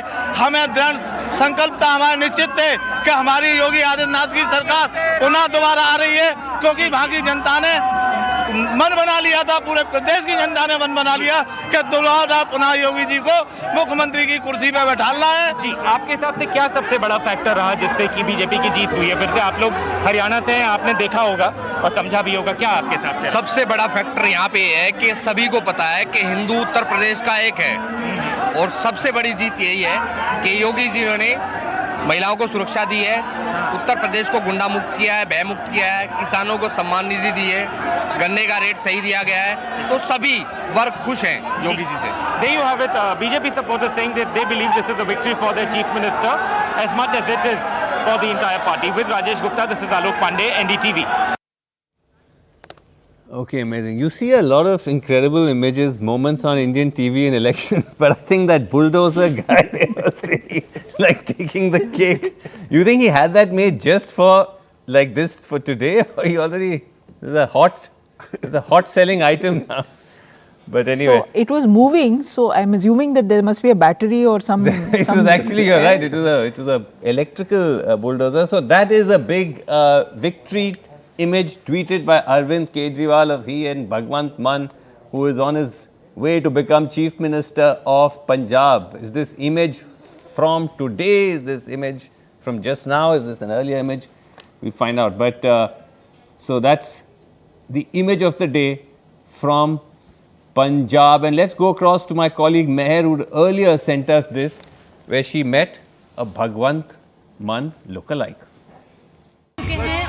Right now we are outside the AAP headquarters in Delhi with a baby Kejriwal and a baby Bhagwant Mann all in one. Sir, हम आपसे थोड़ा पूछना चाहेंगे, आपने आज का कॉस्ट्यूम है क्या? ये कॉस्ट्यूम तो एक्चुअली में ये आम आदमी पार्टी की ही तरफ से इनको बेबी मफलर मैन का खिताब दिया हुआ है। अच्छा। जी, और 2020 में ये एक बेबी मफलर मैन के नाम से फेमस हुए थे और जो कि सीएम साहब ने अपना ओथ सेरेमनी में भी इनको स्पेशल इनवाइटी के तरीके से इनवाइट किया गया था। तो हमारा पूरा परिवार आम आदमी पार्टी के लिए और केजरीवाल जी के लिए समर्पित है। और अभी हम पंजाब कैंपेनिंग में भी 10 दिन वहाँ पंजाब गए थे, तो इसी रूप में हम लेके वहाँ जाते थे, अलग अलग कॉन्स्टिट्यूंस में हम जाते थे। लोगों को हमें लोगों का बहुत प्यार मिलता था, लोग बहुत अप्रिशिएट करते थे और हमें उम्मीद थी कि भाई 85+ सीट से आएंगी। तो आज हम वो चीज़ें फली हुई देख रहे हैं कि हमारे को 100% उम्मीद है कि भगवंत मान साहब अगले 2, 4, 5, 10 दिन में हमारे एक नए सीएम बनेंगे आम आदमी पार्टी की तरफ से। और इनकी पगड़ी बहुत क्यूट लग रही है, कब बांधी, किसने बांधी और कितना टाइम? सबसे पहले अर्ली मॉर्निंग हम उठ के सबसे पहले गुरुद्वारे गए थे।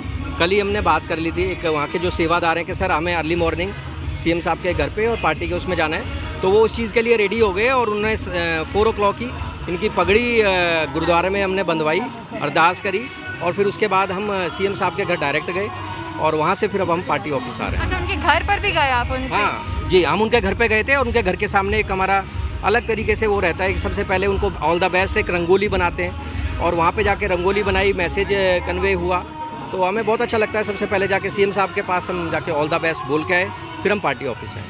आपकी पूरी फैमिली ने ये टी शर्ट भी पहनी है, today is the dawn of a new era for AAP. तो मैम आज this will be the first time that AAP has formed a government. If they do, there seems a very likely chance at this point outside of Delhi. So what are you hoping that this means going forward for the party? सबसे पहले तो मैं बताना चाहती हूँ हम इतना excited हैं। अभी हम कुछ दिन पहले मैं आपको बताती हूँ कि हम अभी एक हफ्ते पहले पंजाब गए थे।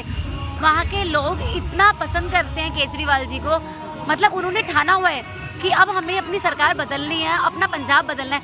पंजाब बहुत खूबसूरत है, पंजाब के लोग बहुत अच्छे हैं, बहुत हेल्पफुल हैं, लेकिन पंजाब पिछड़ा हो गया है। तो अब ये दिल्ली से बाहर जब ये गवर्नमेंट आएगी और इतना जैसे दिल्ली, आपको पता है कि दिल्ली कितना अच्छा काम हो रहा है, ऐसे पंजाब होगा तो ये हमारे लिए मतलब बहुत अच्छा है। और मैं चाहती हूँ कि आने वाले टाइम में और भी स्टेट्स में हमारी आम आदमी पार्टी की सरकार आए। जिस तरीके से दिल्ली इतनी काबिलियत है तो हर जगह, इंडिया में हर जगह।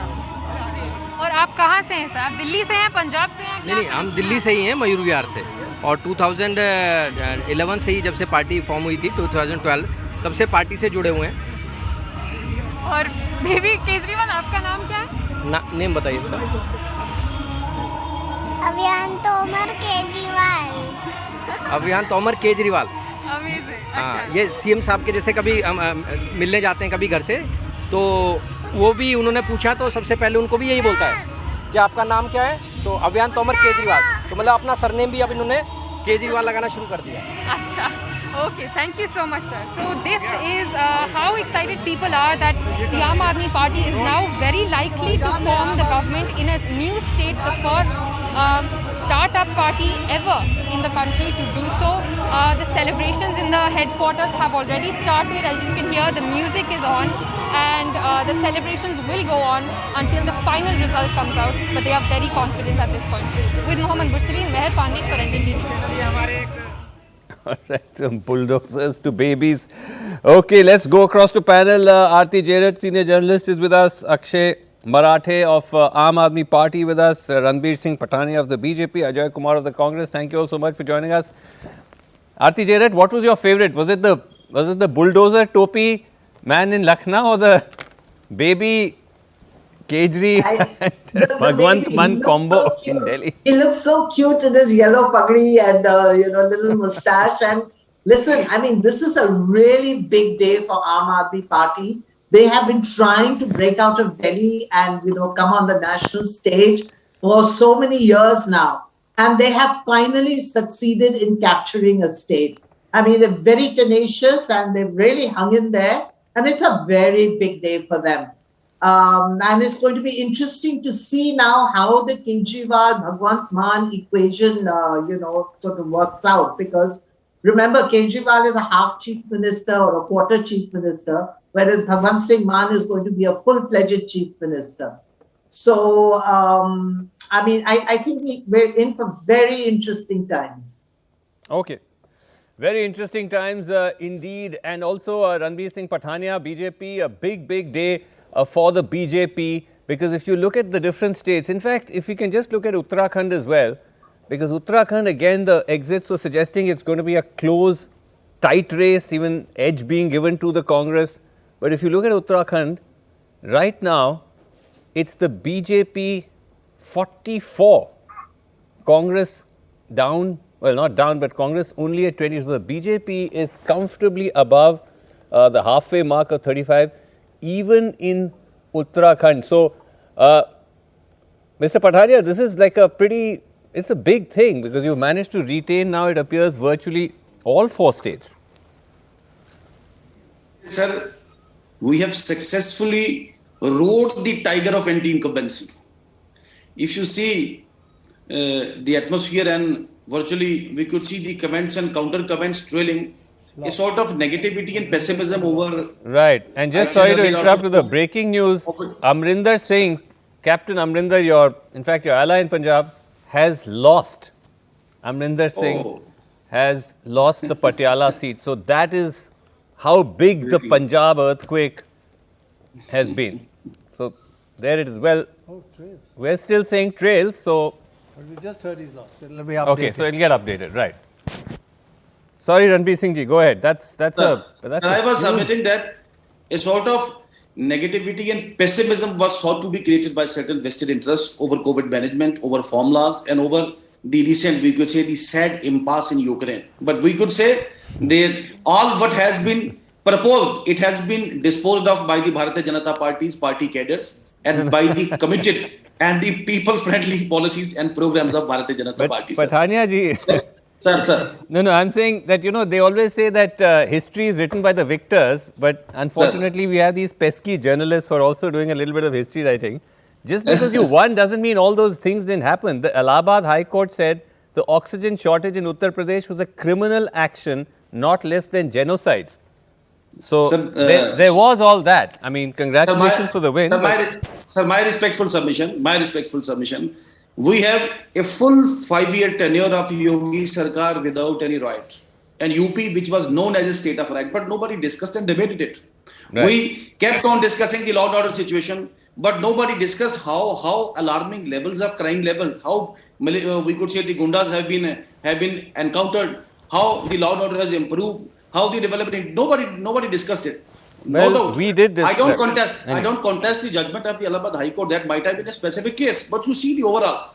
I don't want to get into at this point, Pathania ji. I don't want to get into how effectively it has been into all of this in too much detail. But let me tell you that even when it comes to crime, if you look at the National Crime Records Bureau data, crime in the past 5 years has gone up. Crimes against women is up 36% in UP. All crime is up 35%. There have been 30,000 riots, since 2017. Yes. Average yearly riots under the Yogi Sarkar is up 9% compared to Samajwadi Party. So I'm saying there is also achievement, but there is also narrative setting, and the BJP you also have to concede is very good. Yes. At narrative setting as well, because if you listen, you think that UP has become some kind of crime-free paradise, but if you look at the numbers... Not at all, sir. But we have improved it, sir. I'm not saying we have created a paradise in Uttar Pradesh, but we have improved the things in Uttar Pradesh and considerably and to the satisfaction of the public at large, sir. Okay, to the public at large. So now... Ajay Kumar... broken the jinx, sir. Ajay Kumar of the Congress is also here with us. Right. Thank you very much for joining us, sir. Thank you. Yeah. Ajay Kumar of the Congress, what is your I mean, let's try and be now candid and, how seriously do you see this? Is this a crisis for the Congress? What has happened today? Look, Srinivas, Uttarakhand, actually speaking, because I was involved in some aspect in it, it's honestly speaking a bit puzzling, but the fact is the result is the result. So there's no debate on it. I mean, I'm just trying to wrap my heads around why did, though the margins are small, but I thought we would do very well in Uttarakhand and Goa. Now, we need to definitely congratulations to the Aam Aadmi Party and the Bharatiya Janata Party for doing well. And that's a fact that, we have not done well at all. We need to really relook at the way we fight the, more than fight the election is how do we prepare, how do we, adjust ourselves to the changing political scenario. So those are questions we need to answer candidly and transparently. Why should this happen? Uttarakhand, I'll give an example as a good example because I've definitely thought that we were in a very good spot in Uttarakhand, for sure. Just to interrupt you there, Dr. Ajay Kumar, Prannoy. I just want to ask you, you will be going into the reasons, etc. But is this possibly going to lead to a flood of people leaving the Congress because, many people are in politics as a career, not, unfortunately, not as an ideology or to change the country and they may look at the Congress as being a losing proposition in the future. And we've already seen a lot of people leaving, but is that going to become an avalanche? No. So Prannoy, look, I've been in charge of Tripura and a couple of states, so I realized that it's a question of how quickly you're able to pick up your strings and fight it in a way. the first part is if there is a hope that you're going to be a huge fighting force, then I don't think that will happen. But that would need a significant amount of steps being taken by us, saying that, look, we are doing those. I mean, if we don't do those, then those are things which would are definitely likely to happen. I think hope is fundamentally the issue that you must see significant radical changes in the way we are fighting. Okay. Whether it's through the on the ground. So yeah, fact of life is we need to relook and it might sound hackneyed for a long time. Right. In But fact, we need to fix Ajay this, Kumar, yes, he himself experimented leaving the Congress and now is back. But we actually have a person with us who has left the Congress, not the first and perhaps won't be the last. Ashwini Kumar is here with us, Prannoy, senior. Right. Thank you very much for joining us. Thank you. I was about to introduce you as senior Congress leader out of a force of habit, but I'll have to say now former Congress leader, which is a long list. Also, of course, someone very closely connected to Punjab. Ashwini Kumar, this kind of defeat, I mean, a defeat seemed likely, but a complete disaster. Did you see it coming? Did you see this coming? Well, I don't want to pat myself on the back, but my record of statements in the last few days would bear me out. The words that I had used in one of my interviews was that AAP is a tsunami waiting to hit Punjab. And that is exactly what had happened. We all knew it would go way past 70, 75, but nobody dared to say those figures because lest you are wrong, you seem silly. But there was absolutely no doubt that AAP was the buzzword. And I said so purely on the basis of a very extensive and an intensive interaction with people in Punjab. And everyone I spoke to gave me that feedback. And therefore, I was absolutely clear in my mind that this was AAP's moment. But this is also Congress's moment of reckoning. I don't want to gloat over its decimation. It has been my party for 46 years. I feel very sorry at one level for them. But it was a circus that was going on in Punjab for the last 3 months, and everything that could be the lowest in politics was seen as being represented by the Congress in the state. But the more important story, which I in a minute want to share with you, Prannoy and Vasu, is that AAP together with TMC are going to script the national alternative to the central pole of the BJP. The new narrative that is emerging will see the virtual decimation of Congress as a pole for an alternative political dispensation in the country. The return of BJP in Uttar Pradesh shows us that we will have to revisit our perceptions and our definitions of secularism and inclusion, and that the alternative of change is available only where there is a clearly better alternative, not a competing worse alternative. And that is what really makes these election results historic. There's an assertion of regional identity. There's an assertion of the voters' power as never before. And Punjab is a clear case in point. If Prakash Singh Badal, the patriarch of the Akali Dal, and Sukhbir Badal can lose in their backyards, it must tell us that politics in India has changed. That message Congress party has failed to learn. What would you like to see the Congress party do? What changes will make any difference now? Well, name 2 or 3 things. Prannoy, I wish I could give you a checklist. I cannot, but clearly one thing is obvious. It is so crystal clear that only the blind will refuse to see it. That the Gandhi leadership no longer delivers for the Congress. They are no longer even the cementing force of the Congress, because you see so many people very loyal to the Gandhi family, including myself. I still have great regard for Sonia Gandhi, and I keep repeating it on every television interview. I don't want to be seen as somebody who has suddenly forgotten my leader. I'm not. But she no longer has her stamp on the decisions of the Congress, and those who are in control cannot be accepted as the national alternative by a long shot. Let that be a clear one thing would be change in leadership. One thing possibly that for starters. But then the question is who? And I'm optimist because just as water finds its level, people find their leaders. people will find leaders. Look at Kejriwal, comes from nowhere, emerged as an alternative to a 136-year-old party along with Mamata. So the point is that India is ready for a major political transformation. These are transformative results. Very interesting. When you say that the Congress is likely to collapse, because I'm sure all of you within the Congress who are restive and who are on the edge are in touch, what are you hearing and picking up? Is there likely to be some kind of a split?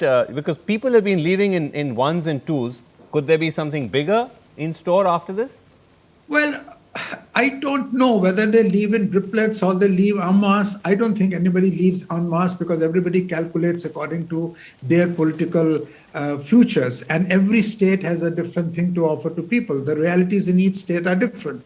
But one thing is clear, that there will be, I think, only now a ragtag Congress. Congress has been decimated. It is not in the process of being decimated. Ragtag Congress. It's a ragtag Congress. Yeah. Maybe led by one or two who are the naturally entitled leaders of the Congress, and good luck to them. But anybody of any consequence will now find it extremely difficult to be in the Congress. Okay. I had a question on that. I mean, not just for you, Ashwini Kumar, but also for Prannoy and the others, that while one talks of the decimation and the collapse of the Congress and someone else coming in, there are 200 seats where it's a straight Congress-BJP fight in the Lok Sabha, and where in every election the Congress only wins about 10%. So the BJP starts with a buffer of about 170, 180 seats. And these are seats in states like Rajasthan, in Gujarat, in Madhya Pradesh, in Chhattisgarh, where there is no other alternative party which has come up. There's no AAP, there's no Trinamool, and it can take a long time for alternatives to come up in these states. And that's why many people say that whether you like it or not, you can't have a Congress-Mukt opposition, because who is going to fight the BJP in these 200 seats? Yeah, this is the myth. This is the myth with which we have lived for the last several years. Okay. That there is no alternative. But this myth is being shattered increasingly with every election. The challenge for the Bharatiya Janata Party is only this. It has to extend itself in the south, and it has to extend itself in the east. Otherwise, it will remain a party of the Hindi heartland. But even so, even with its limited presence in various other states, it is by a long shot the dominant party today. And the only Are you thinking of joining it by any chance? No, I have not even given it a thought. I think once I know that I cannot be in the Congress anymore, and that is a clear break. What I will do next, only time will tell. I have not even given it a thought. But let me tell you, I do not intend to walk away from the public sphere. But so you're not ruling out joining the BJP, is that right? No, why? These are all conjectural things. Where is the talk of? But he's not ruling it out. He's not saying no. He's saying it's conjecture. I know, because let me tell you, one of the messages is that no political party is a pariah. No political party is a pariah. Anybody I think the answer is very clear. Okay, interesting. You could be the beginning of a trend, do you feel? I don't know what will be the beginning of a trend, but Prannoy, I want to tell you, my long years in politics have told me this, that you must not test the endurance of people beyond a point. I think Congress has tested the endurance of its loyalists and of its devoted workers and leaders for a very long time. This is the end game for it. Let me tell you, I never want to write the epitaph of any party, but I'm telling you it is the end game for the Congress. Wow. Okay, fine. End game for the Congress. Okay. Very articulately put and very interesting, and most articulate was what you did not deny. Thank you very much. Thank you very much. Thanks so much, Ashwini ji. Also, Akshay Marathe is with us of the Aam Aadmi Party. We'll come to him and all our panelists and all of that after a quick break.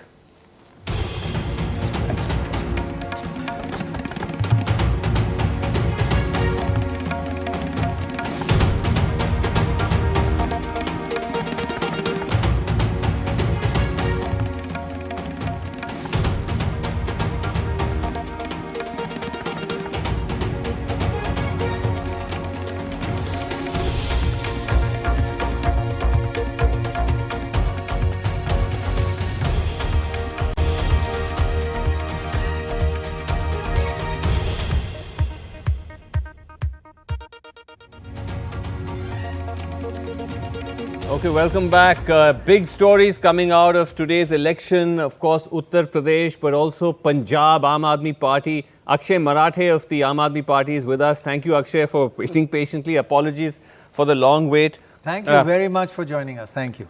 Congratulations, Akshay. So, as we've been asking the others, Kejriwal now for PM? Is that the next next slogan or the next song? Because your AAP song, by the way, in Punjab was, it was a good song. Is that the next pitch?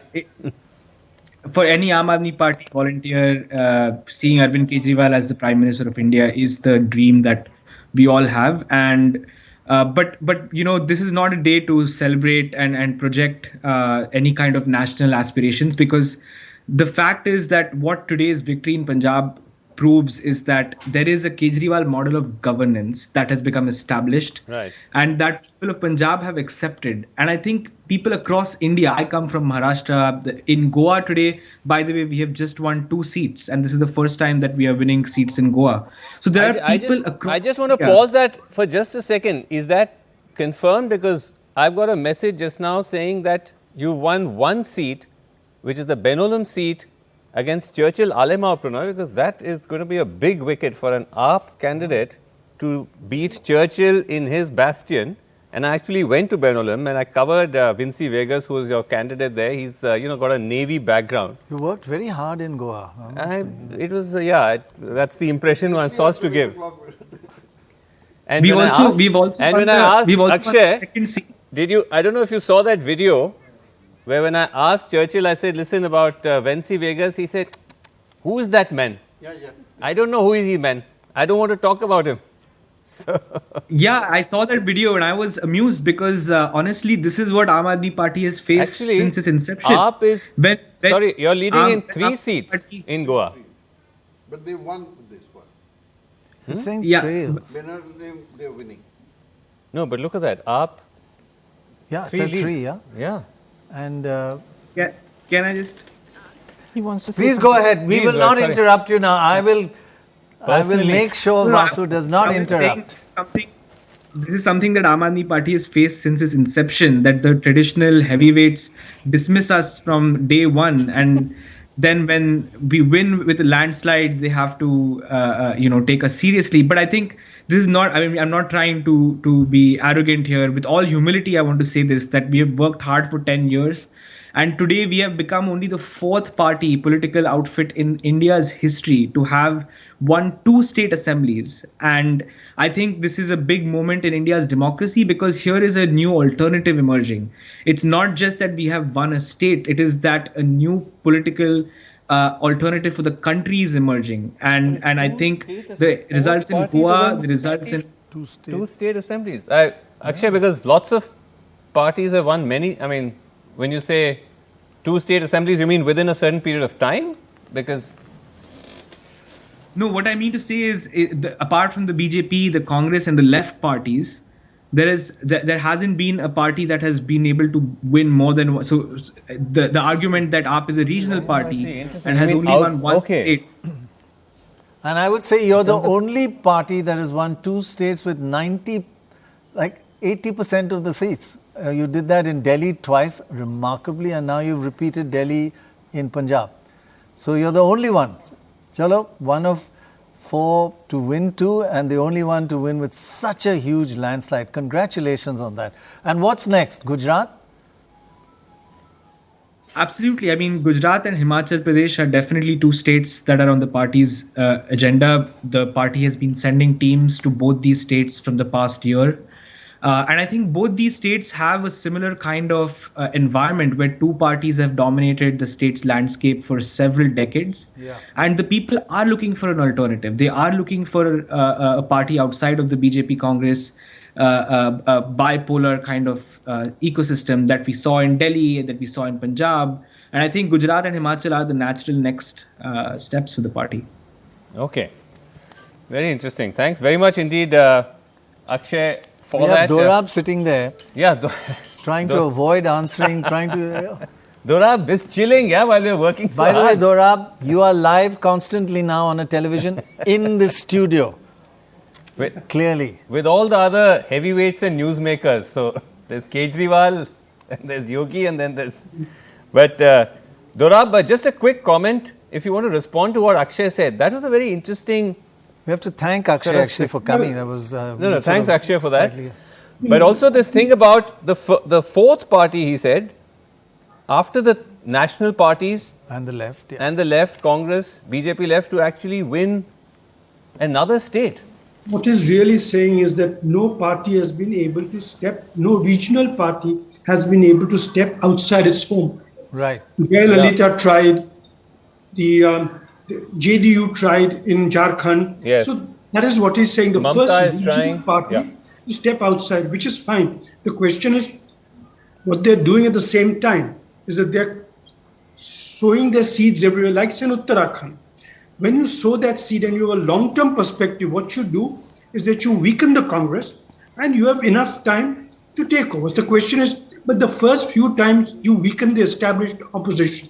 And thus, in the old days, there was the Congress pole and the non-Congress pole. Today, there's the BJP pole and the non-BJP pole. So you weaken the BJP pole, the Congress pole to an extent to which it collapses over a period of time. So you need money, you need patience.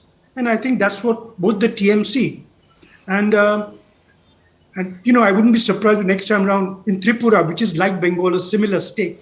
Yeah.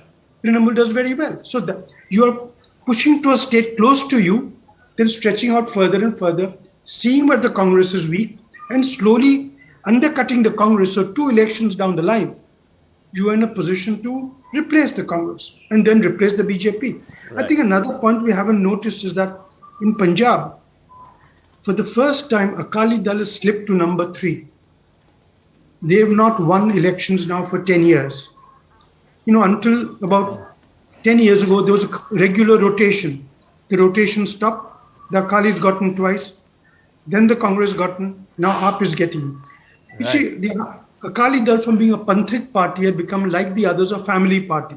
The question is, what is the future for a party like the Akali Dal now? Does it go back to its Panthik roots, where it's not a family-based, control-based thing, but controlled by people who are all kinds of leaders, of Sikh leaders of different kinds. So I think they too have a reckoning coming also, like the Congress. The Congress is a huge reckoning coming, right? But the Akali Dal is next in line in terms of reckoning. So Dorab, do you see a flood of people leaving the Congress now, saying this is a losing game, I better move on to a different party? Well, let's be honest, our politicians are normally on the make. So when they see a ship not doing too well, particularly, let me be honest, the upper class politicians, they can't afford to be without their wine in the evening and the South Delhi house. So they start leaving first. Then the others follow. You are shocking. Yes. In fact, we'll come back to Dorab Prannoy in just a second, because we've got a big leader from Aam Aadmi Party. Sanjay Singh is here with us. Sanjay Singh ji, धन्यवाद. Thank you very much, Sanjay Singh. नमस्कार बहुत बधाई हो आपको. Congratulations. आप हंस तो धन्यवाद. हाँ, वही मैं देख रहा हूँ, आपके चेहरे पे मुस्कुरा रहे हैं, तो काफी आपके लिए बड़ी जीत है. नहीं, ये जीत 5 साल तक पंजाब की जनता ने इसका इंतजार किया. पिछले चुनाव में भी आम आदमी पार्टी को अच्छा वोट मिला था, 22 सीटें आई थी, और एक लंबी मेहनत के बाद, और मैं कहूंगा कि दिल्ली के केजरीवाल मॉडल पर और अरविंद केजरीवाल की गारंटी जो गांव-गांव पहुंचाई गई पंजाब के अंदर, बिजली पे, शिक्षा पे, स्वास्थ्य पे, पानी पे, इन सारे सवालों पे, माताओं बहनों के लिए 1000 रुपए प्रतिमाह देने की जो हमारी योजना है, मुझे लगता है इस पे पंजाब की जनता ने एक जबरदस्त मोहर लगाई है, और इतनी भारी जीत पंजाब में मिल रही है. भगवंत मान की जो लीडरशिप है, उसको भी बड़े उत्साह के साथ लोगों ने संजय सिंह जी, इतनी बड़ी जीत, जैसे आप ऑलमोस्ट 91 पे हैं, हो सकता है पता नहीं आप सेंचुरी भी टच कर लें, देखना पड़ेगा. जीत तो सब कह रहे थे तय थी, लेकिन इतनी बड़ी जीत होगी, क्या आपको इसकी इंडिकेशन थी? देखिए, एक बार इस चुनाव में ऐसा लग रहा था कि ये चुनाव सिर्फ एक मौका केजरीवाल को, एक मौका आपको, एक मौका भगवंत मान को, इस मुद्दे पे हो रहा है. ऐसा लग रहा था कि एक मौका देने पर ये चुनाव हो रहा है. और जब आदमी कहता है कि नहीं साहब, एक मौका इनको देना है, तो left right centre, north south east west, चारों तरफ आम आदमी पार्टी को वोट मिला। लोगों ने कहा नहीं भाई, इस पार्टी को एक मौका देना है, क्योंकि अकाली को भी देख लिया, कांग्रेस को भी देख लिया, ये जिन मुद्दों की बात कर रहे हैं, जिन नीतियों की बात कर रहे हैं, जिस तरह से इन्होंने एजुकेशन हेल्थ में दिल्ली में काम किया है, वो पंजाब को चाहिए। फ्री बिजली पंजाब को चाहिए, जो वहां के लोगों की जरूरतें थी, हमने उसकी बात की।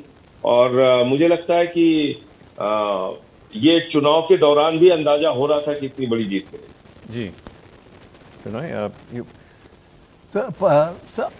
in Punjab, there are a lot of problems right now. It's a great state with great potential, but it's not achieving half its potential. Great people, entrepreneurs, hardworking, great farmers started the Green Revolution, and they've just gone downhill. What one or two steps you're going to take immediately to change that? देखिए, जो सबसे ज्यादा बुरी हालत थी वो law and order को रही है पंजाब में। नशा एक बहुत बड़ी समस्या रही है पंजाब की, जिससे मुझे लगता है कि लड़ना पहली चुनौती होगी। दूसरा, जो बिजली की समस्या थी वो शहरों में लोगों को उठानी पड़ी, तो हमने फ्री बिजली का ऐलान किया है। महिला सशक्तिकरण एक नारे के रूप में अब तक लोगों को दिया गया, लेकिन महिलाओं को सशक्त कैसे किया जाएगा, उनके हाथ में कुछ पैसे कैसे आएंगे, तो वो 1000 रुपए महिलाओं को देने की जो घोषणा है, ऐसी तमाम चीजें जो हमने गारंटी, केजरीवाल की गारंटी के तौर पे जो हमने कही है, मुझे लगता है एक एक करके उन मुद्दों को पूरा करेंगे। लेकिन अगर आप मुझसे पूछेंगे तो पहली जरूरत एक अच्छे लॉ एंड ऑर्डर सिचुएशन की पंजाब में है। बेरोजगारी भी बहुत बड़ा मुद्दा पंजाब के अंदर है, और पार्टी इन सारे मुद्दों पे काम करेगी। जी, अब संजय सिंह जी थोड़ा पंजाब से निकलकर बाहर की तरफ, देश की तरफ देखते हैं, बिकॉज कई लोग मान रहे हैं कि इस इलेक्शन के बाद अब नेशनल पॉलिटिक्स में बड़ा चेंज आया है। आम आदमी पार्टी, अरविंद केजरीवाल अब एक नेशनल लेवल पर प्लेयर बन गए हैं। नहीं, निश्चित रूप से, क्योंकि एक राष्ट्रीय विकल्प के रूप में आम आदमी पार्टी इस चुनाव में बन गई। आम आदमी पार्टी देश की चौथी पार्टी हो गई जिसकी 2 राज्यों में सरकार है। और मैं ये तो नहीं कह सकता कि हर जगह बहुत बड़ी मजबूती है आम आदमी पार्टी की, लेकिन आम आदमी पार्टी के फुटप्रिंट्स कश्मीर से कन्याकुमारी तक आपको मिल जाएंगे। कहीं 10 होंगे, कहीं 1000 होंगे, कहीं 100 होंगे, लेकिन आपको आम आदमी पार्टी को एप्रिसिएट करने वाले, दिल्ली के केजरीवाल के एजुकेशन हेल्थ के मॉडल को एप्रिसिएट करने वाले लोग, आम आदमी पार्टी का सपोर्ट करने वाले लोग हर जगह आपको मिल जाएंगे। तो मुझे लगता है कि एक राष्ट्रीय विकल्प के रूप में आम आदमी पार्टी इस चुनाव के बाद पूरे देश में होगी। अच्छा, चलिए, हमारे लिए भांगड़ा करेंगे आफ्टर दिस विक्ट्री। भांगड़ा पूरे यूपी में चल रहा है। हमने यहाँ कार्यकर्ताओं को कहा है कि भाई आप लोग भी अपना विजय जुलूस शोल्डर को थोड़ा वो आपका गाना बजा देते हैं, जो आपका पंजाब का गाना था, बड़ा बजा दीजिए। बजा दीजिए। नहीं, चलिए। तो देखिए, congratulations, really a huge victory, huge victory. Congratulations. Thank you very much indeed, Sanjay Singh ji of Aam Aadmi Party. Also waiting patiently, Prannoy, is Mahesh Verma of the BJP. Mahesh Verma, sorry, देर हो गई, आप तक हम पहले नहीं आ पाए, but sorry. Congratulations thank to you you. for being with us. Yes, Aarti of course has been with us. But Mahesh ji, बहुत ही मतलब आपकी बड़ी विक्ट्री है, बट साथ साथ जैसे हम देख रहे हैं कि जैसे कांग्रेस एक तरह से टूटती जा रही है, गिरती जा रही है, और विकल्प सामने आ रहे हैं, आम आदमी पार्टी आ रही है, क्या ये एक बड़ी चुनौती बीजेपी के लिए बन सकती है आगे जाके? नहीं श्रीनिवासन जी, आम आदमी पार्टी जो है ये कांग्रेस की काली करतूतों की, उसकी कारस्तानियों की और कांग्रेस की कमजोरियों की, ये कहीं ना कहीं केजरीवाल जो है पंजाब में दिखाई दे रहे हैं। अगर आप इसी बात को बीजेपी गवर्नमेंट जहां पे है वहां आप आम आदमी पार्टी को देख लीजिए, क्या है वहां किसी तरह से वो अपने पैर पसारने में नहीं, बट दिल्ली में तो कामयाब नहीं हुए। दिल्ली में तो आपको हराया आपने बुरी तरह से। दिल्ली में तो हमने उनको पार्लियामेंट में एक सीट भी नहीं जीतने दी। नहीं, दिल्ली असेंबली, दिल्ली विधानसभा में, दिल्ली विधानसभा में 2 बार। दिल्ली विधानसभा, वो बात आपकी सही है कि दिल्ली विधानसभा में वो जीते हैं, लेकिन आप अगर दूसरी तरफ देखिए तो उनका पार्लियामेंट सीट कितनी है दिल्ली में, निगम में उन्होंने कितनी जोर आजमाइश की, तीसरे नंबर की पार्टी बन गई थी केजरीवाल। लेकिन चूंकि कांग्रेस की जिस तरह से एक नाकामी रही है पंजाब में। अच्छा Mahesh Verma ji, sorry to interrupt जी, just looking ahead at Gujarat, who is your main opponent, AAP or Congress in Gujarat coming elections? आप तो हो ही नहीं सकती, देखिए आप तो हो ही नहीं सकती है, क्योंकि आप जो है ना हमेशा एक दुष्प्रचार को, एक डैमेज डिफेम करने की जो उसकी पॉलिटिक्स है, एक ये अराजक लोग हैं, ये जहां भी जाते हैं सबसे पहले यही एक ऐसा एक इन्वायरमेंट क्रिएट करते हैं जिससे लोगों को अट्रैक्ट करे, अटेंटिव एक जो एक इनका पॉलिटिक्स है जिसकी वजह से ये लोगों के नजर में आते हैं। Just by what you're saying, you're making it clear AAP is your main opponent in Gujarat. नहीं, मैं ये नहीं मानता। मैं कांग्रेस को मानता हूं, जरूर वहां कांग्रेस जरूर अभी भी जिंदा है, लेकिन ये मैं कह सकता हूं कि आज के बाद आप कह सकते हैं कि पहले कांग्रेस मुक्त देश, अब कांग्रेस मुक्त प्रदेश।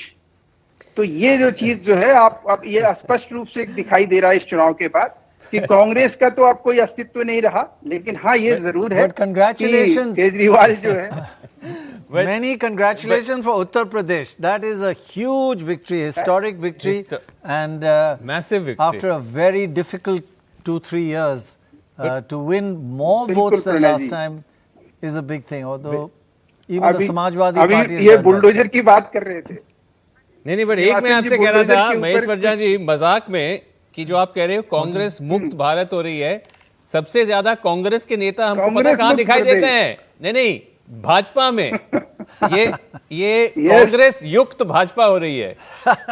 सारे कांग्रेस के नेता हमें दिखते हैं, ज्योतिरादित्य सिंधिया हो, ये जितिन प्रसाद, आरपीएन सिंह से लेकर रीता बहुगुणा जोशी। होता है तो नहीं, इस देश में वाल्मीकि जो है वो भी एक बहुत, उन्होंने रामायण लिखती थी जबकि उनका चरित्र कुछ और था। तो ऐसे लोगों का भी प्रमाण है, और आप कह सकते हैं कि जो अच्छे लोग हैं कांग्रेस के वो हमारे साथ आते हैं तो अच्छे बनते हैं। उनका कहीं ना कहीं चरित्र निर्माण का काम तो हम करते ही हैं। चरित्र निर्माण हो जाता है आफ्टर जॉइनिंग द बीजेपी। चरित्र thank you very much. Aarti, just one quick the only one, sorry. Goa, out of the BJP's 39 candidates, just as 39 candidates, 30 are from the Congress. My God. So Aarti, when are you joining politics? Or other outsiders. No, seriously, you have a uncanny ability to, you have perspective, and you should be here, but I know next time you'll be here. Yeah, I hope you're missing me. Sorry? I said I hope you're missing me. Yeah, very much. Missing you. Apart from Aditi, the quality is just completely gone down, with Vasu and me and Mr. Bajpai. But still, looking ahead, how important is this election and how is it going to change politics in India and governance in India? Well, firstly, I think the really important thing is that the Congress has, I think Ashwini Kumar spoke very frankly. I was listening to him. And it's really, I think, the end of the road for the Congress. So the whole thing of the Congress being the national alternative to the BJP, the only national alternative, I think that's off the table now.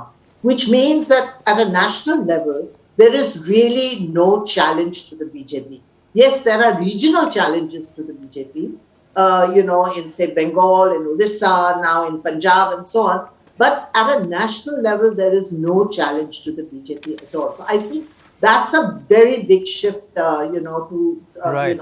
And if we're looking at 2024, which is obviously what all of us are interested in, I don't know what kind of a place the Congress would have in any kind of an alliance, if at all an alliance is crafted to take on the BJP.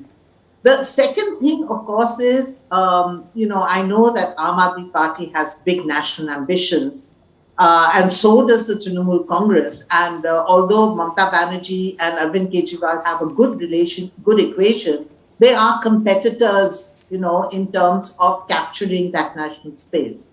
And they are also competitors in terms of capturing the Congress space, right? The TMC has been eating up Congress leaders, over the last few weeks in the run-up to these elections. And I think now that the Congress has got so weak, the TMC is going to continue to do that. And the same thing in, like Aam Aadmi Party setting its sights on Gujarat now. I mean, the only way it can grow in Gujarat is to actually decimate the Congress, which means that they would have to take over, take in leaders from the Congress into Aam Aadmi Party, which is the only way that they can put up any kind of a challenge to, the So BJP. But the really big shift is that in Indian the politics BJP today. stands, Can I the just BJP ask you? stands Sorry. undisputedly the main pole in Aditi, Indian I just want to ask you, after this, is there a greater likelihood or a lower percentage chance of the opposition getting together to take on the BJP? So we are going to see two tests. One is the election for the President of India, where an opposition candidate has very, very low chances of landing that job. Because of the electoral college and the system even if they get together. Even if they get together, it's very difficult for them to be able to win that. Especially after this, these numbers in UP. Unless there is massive cross voting. The BJP will worry if their numbers fall a bit, then their weight in the electoral college falls, because every vote in UP has a very high electoral college ratio because of the size of the population.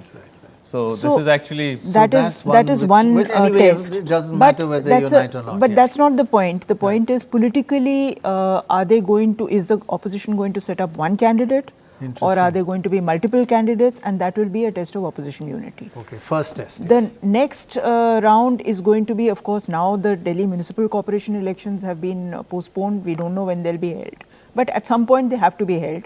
And after that, there will be the major election is going to be the BMC election. The BMC, the Brihan Mumbai Municipal Corporation election. Yeah. So if that is a huge challenge, because there you have a unique constellation of circumstances in which the Shiv Sena is opposed to the BJP, the Shiv Sena is controlling the BMC, and BJP is absolutely clear that it is going to give a really tough fight to the Shiv Sena. There the opposition... So there it's a coalition government in Maharashtra. Can make a difference. If there's any differences, that's the end of that. And the third is, of course, going to be the elections in Himachal and Gujarat. Right. Those are going to be very important. I'm sorry, just one quick second, Prannoy. We have to go to Reena Gupta of Aam Aadmi Party. She has to leave and she's been waiting patiently. Let's just go across to her. I'm also seeing our colleague Anjali, but let's just go across to Reena for just a second. Sorry, Reena, for again, long wait. Just wanted to ask you that this point that the BJP has been making, so we'll just come back. I beg your pardon, from Aam Aadmi Party. Anjali Rai is with us. I'm so sorry. Oh, Anjali Eastwal. This is a classic brain fade. If this is what happens. Nobody heard. Nobody heard. Anjali Eastwal. Prannoy, take over. Anjali Eastwal has anyway been avoiding coming on. Every time we ask her to come on, she does something to the signal. I wouldn't be surprised if she's done the same. Can you hear us, Anjali? No, can't hear. Okay, so I'm sorry, I'm not able to make out much what you're saying, but I'm just going to quickly show you what's happening here. It's, this is the poster that reflects the Aam Aadmi Party future now. And starting from here, this is definitely a beginning of something bigger. Quickly going to take you inside the headquarters, where all the workers have gathered today, and they are of course already starting to celebrate. And why not? We saw Navjot Singh Sidhu already tweeting and congratulating Aam Aadmi Party. So if the opposition, that's going to be the opposition, has already admitted defeat and they are already congratulating the Aam Aadmi Party, then I'm not surprised. Look at the kind of crowd that's come over here. And I'm going to very quickly ask these people what they think is going to be the future of the party. बहुत जल्दी आप लोगों से जानना चाहेंगे आम आदमी party के लिए क्या होने है। आगे डिसाइड कर चुकी है। आम आदमी पार्टी से अच्छी कोई पार्टी नहीं है। ना मोदी सरकार है, ना कोई योगी सरकार रहेगी आने वाले समय में। क्योंकि दिल्ली के आप कहते हैं ना मोदी ना योगी, तो मतलब आप लोग देश के लोकसभा इलेक्शन के बारे में भी अब प्लानिंग शुरू कर चुके हैं? बिल्कुल कर चुके हैं जी। ये पंजाब ने साबित करके दिखा दिया है। हम नहीं बोल रहे, ये जनता ने दिखाया है। पंजाब से राजनीति का चेंज हो चुका है। ये आपको जनता ने साबित करके दिखाया है। ये बदलाव शब्द पंजाब में बहुत सुनने को मिल रहा था. You know, every place we would go to, we would hear this hashtag बदलाव. And especially when I was in Patiala, I was actually shocked to see the kind of lukewarm response there was. Bhagwan Man's rally was full of posters and a lot of supporters. ये बदलाव जो है, ये आप लोग बदलाव क्या है? बदलाव क्या मतलब, आप कहना क्या चाहते हैं? डिमांड थी कि हमें एक पूर्ण राज्य दीजिए। जब आप पूर्ण राज्य देंगे तो हम बताएंगे गवर्नेंस क्या होती है, विपक्ष क्या होता है, काम कैसे किया जाता है। बस मैं इतना ही कहूंगा। और दिल्ली का क्या होगा? दिल्ली है, दिल्ली तो है ही। अदर स्टेट में भी जाएंगे। मैं तो एक ही दो लाइन में अपनी बात खत्म करता हूं कि मांगी थी दुआ जो आज कबूल हो गई। Very nice. So very quickly, with some visuals, they celebrate over here. We are going to try and dig into the crowd over here, and it's kind of like a Holi. Jaldi aa gayi. The Holi has come early, and we can see over here people are celebrating. Though I do spot a little bit of Kesariya rang on the faces of the people, but I'm sure the choice is not. But in the studio, I think she's deliberately, actually. It's not the signal. No, it's the excitement. No, it's just turning. I don't want to. Yeah. I thought the network was also excited. Dora has done it many times. Dora has done it many times. Comment on, the gentleman came and said that we've now got 2 states. We are 2 years away from the general election. And Delhi is a relatively easy and prosperous state to run. They really will be tested in the Punjab, which is not a prosperous state. Very high, many problems, lot of debt. So the question is, I think for the first time, AAP will be tested there. If in the next 2 years it performs well, I think it certainly will improve its prospects. But if it falls prey to the same problems that the Akalis and the Congress have, I think their real national ambition starts not with a city-state, but with a full state with the normal state of problem. A state that doesn't have a revenue. It's going to be... They really got to show they can do something in a state like... What's going to happen in your state, Gujarat? Well, I think, AAP will contest, and I think it will hit the Congress. Last time, if you recall, it was pretty close until about 100... Sorry, Dorab, we just have to interrupt you for Hema Malini. Oh, that's exciting. It was a tough... Hema Malini, God bless you. Thank you so much. It's a real honor for you to be with us. Thank you so much for taking the time off. Hema ji, thank you so much for speaking to us. You're, of course, in fact, you're a BJP MP from Uttar Pradesh, where you've had this huge win. So congratulations for that. Any party... Thank you so much. Any party, you're still an icon of this country. Everybody refers to you in any analogy is with Hema Malini. So really honored. And you did a lot of campaigning this time. You campaigned in Balia, Banaras, Mathura. Siddharth Nagar near Gorakhpur. Sorry? Siddharth Nagar near Gorakhpur also I did. All right. Near Gorakhpur. Correct. Then of course entire Mathura. Mathura pura for 10-15 days I was here. Right. So what was the line Hema Malini used which got the crowd most animated, gave them the most josh? Which line? Which line? Yogi ji has given security to women and so many other things. In 5 years' time, he has done great work, which people know about it. So all one by one, so many things, whatever he has done, I tell the people. So the main thing is security given to the women's section, which was in a very bad shape previously. Right. And plus so much vikas has been done.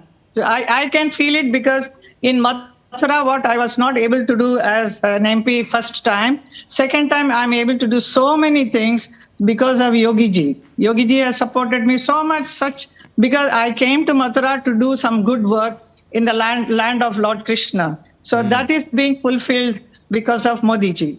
So Modi ji and Yogi ji. So I'm extremely happy they are again back with me. So I will always support and be with them. Any memorable lines from your movie which you used to once in a while say to everybody, because you have so many famous lines? There's only Basanti ka dialogue bolna padta hai. Whether I like it or not, because just to please the people, they feel very happy. The moment I say Basanti, the name only, they get very excited. A lot of sound and happiness I can see in the face of the public. So why not I please them by saying one line, Chal Dhannu aaj बसंती की इज्जत का सवाल है तो खुश हो जाते हैं. क्या बात है. That transforms into what also definitely my fans, my people are the people who love me. They will definitely vote for that. Excellent. It shows you how Sholay, after what, almost 5 decades, it's still something that people remember. But Hemaji, do you also find it, because still having so much of the star power, when you go into the crowds, into the people, does it ever get worrying that there's too much of a rush of the people, and how do you hold them back? Right. Well, the security is given very well. This time it was really excellent arrangements by BJP. Wherever I went, it was very well organized. Some years back, it used to be so bad. I was just put in the middle of the crowd, and even to reach the stage, it used to be so difficult and very scary. But I somehow managed with my brother all the time with me. But this time it was quite comfortable. And then, in entire Uttar Pradesh, wherever I went, it was very nice. And what are the plans you want to do for the people of your constituency over the next 2 years till the Lok Sabha elections? Any specific... I have a lot of plans which is already being done, because since it is a religious tourism center, lot of things have to be done, which was not done, which is being done now. All the places, the worth saying, people come from all over the world to see what is Lord Krishna's place, the childhood places where he spent time. So all those heritage places, we have to maintain it, make it beautiful. So for the next 100 years, people can remember and see this is what it is. And my request will be, whoever comes, we are there. And then after some years later on, whoever comes also, whatever work we have done and left it, that should be maintained by people. Aage ke liye, for the sake of Lord Krishna. Right. In fact, we are seeing pictures of laddus being distributed in Gorakhpur, CM's constituency. I think, Hemaji, you said you were also there. But do you feel, Hemaji, that you get enough time to come to your constituency? What is the percentage? How much time do you have to be in Bombay, still doing your films and all that, and then in constituency? I'm here for every month. I come for 10 to 12 days. Sometimes even more than that. Yes, half the time. I have my own house here. I built a house here in Vrindavan. Yes. I've been there actually. Yeah, and in the last elections. Yes, So one of the things is your building is as a tourist attraction. Yes. And that is providing a lot of jobs. Is that raising the standard of living? Yes. And one more thing, are you also a tourist attraction there? I have to sometimes stand on my balcony and wave to people, You do. They come and they ask me to come out, and that's nice. I love to do all that, because people recognize me as an artist, as a film artist. They still have lot of attraction. They want to see me. Then I take a picture with them and all. That is the tourists who are coming. But I'm still a lot of things to be done. It's not that enough is done. Lots of work to be done, which I'm doing it now. Okay, I just want to ask you a question. This is not, by the way, a mischievous question, but of course, Mr. Modi is clearly the Prime Minister, is very much in charge. But you've been seeing Yogi Adityanath now, working with him in UP. Do you think he has PM material potential? I don't want to get into all that, please. Okay. Very sensible answer. Both are doing a great work, and the entire country, all the citizens of our country are all very much with us, with Yogi ji and Modi ji. Modi ji has transformed the whole country into a different level. So the people, every class of people understand that. Okay. Sorry. Yes, sorry, Aditi. Hema ji, this is Aditi Phadnis from Business Standard. Namaskar. Yeah.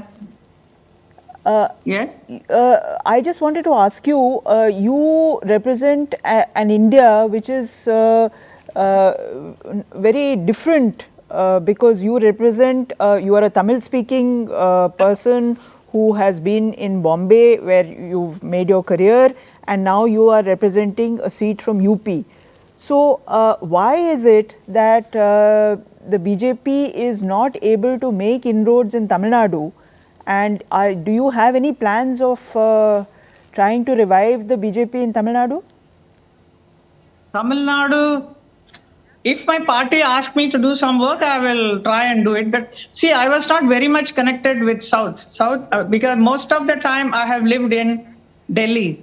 My childhood I spent there. It's only a transformation. For some time I was there for 5 to 8 years in Chennai. Then immediately when I was around 16-year-old, I came to Bombay. So Bombay became my main home. But you're a Tamil speaker. I have my house and all in Chennai. I am not very well connected with South political field. I am not. Just one last question. That Hemaji, that film industry you come from, it's such a melting pot. All religions, cultures are there. Why not make BJP also a little bit like that? Take everybody along. Of course, BJP is for everybody, for all the party, all kind of section of people, whether it is Hindu, Muslim, Sikh, Isai, सबको साथ में लेकर जाने वाली party है BJP. You must, if you see it deeply, it is supporting everybody. Okay. So it is a party for everyone. Hema Malini, Yes? you have a reputation for setting a very bad example by working too hard. And everybody around you also has to work hard. This is a very wrong thing to do, especially when you're talking to journalists. But what is your schedule?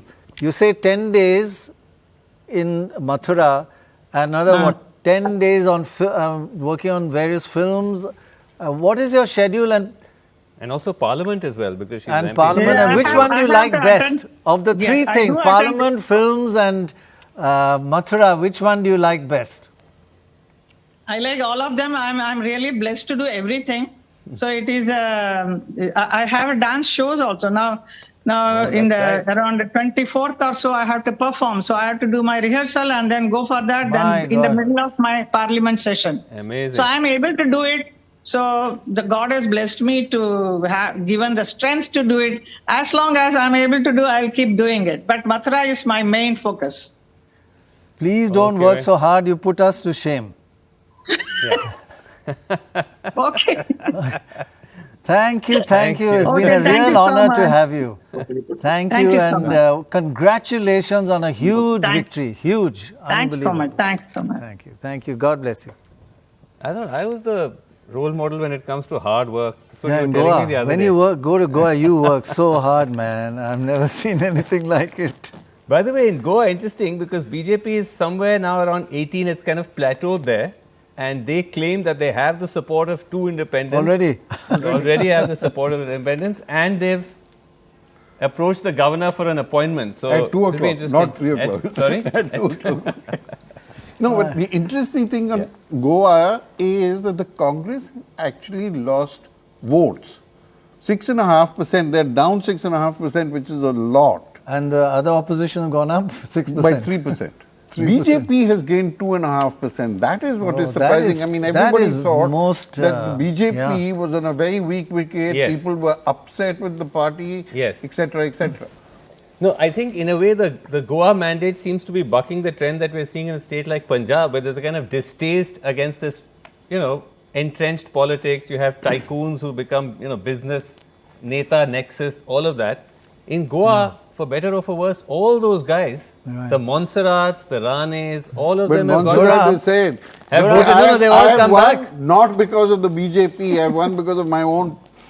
I'm sure. Dora, but I'm just saying, it's we've been back to the talking same. about the theory of uniform swing, and I remember when David Butler was here, when Andhra, there was a swing in his favor, he said another state would also be in his favor. So this time, has the BJP vote uniformly gone up? Has there been a uniform swing in favor of the BJP in every state? Well, we just heard in Goa it is. I think I wouldn't be surprised if they're down in Uttarakhand also. They're down in Uttarakhand. They're winning, but down in terms of Vote votes is in down? Uttarakhand too. Punjab, certainly, I don't know, but Punjab last time they fought with the Akalis, so things are a bit different. But Down 2%. I'm saying that I think UP is what matters. The rest, the votes haven't come in, but I think they're down in Uttarakhand. Manipur also. Goa, but I don't know what the overall turnout in Goa is, because the BJP is always in a better position to get out its people to vote, like any sort of relatively more cadre-based party. In Goa, the rest of the parties are visitors from one party or the other. So, nobody really knows which party who's in. So probably, but I don't think what you're saying may not be correct, that they've got votes up everywhere. Even in Manipur, up 7%. Yes, Manipur up. You're right. Manipur, So the only one is Uttarakhand, down 2%. Yeah, and Punjab. No, up in UP. No, up Punjab. to 3% in UP. Punjab. Sorry? Punjab. Only Uttarakhand they are down 2%, but up everywhere else in percentage Punjab, vote. they're down, Punjab. Punjab actually, yeah. Well, Yeah. not sure. Despite getting Amrinder Singh, or because of getting Amrinder Singh, one doesn't know which one. Okay.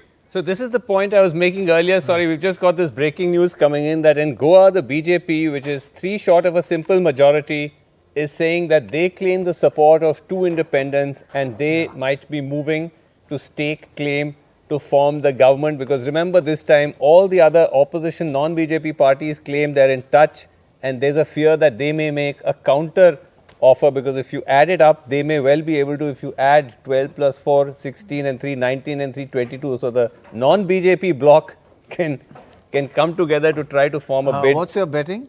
But what's your bet? Oh, I'm not a betting man. I'm above. So it's.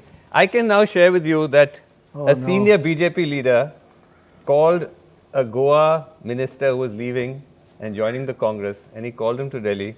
And according to this guy, this minister, he said to him, "Listen, don't go anywhere. Even if we get 5 seats, we'll form the government." Yeah, that was spreading. So stay with us. So if they're at 18, I don't think there'll be a problem. I think what you should be watching is in the next 24 hours, how many people will leave the Congress and join the BJP so that they become 26 or 28, and by the end of the month, they'll have the majority. The BJP is already the Congress, so it will just be one big happy family.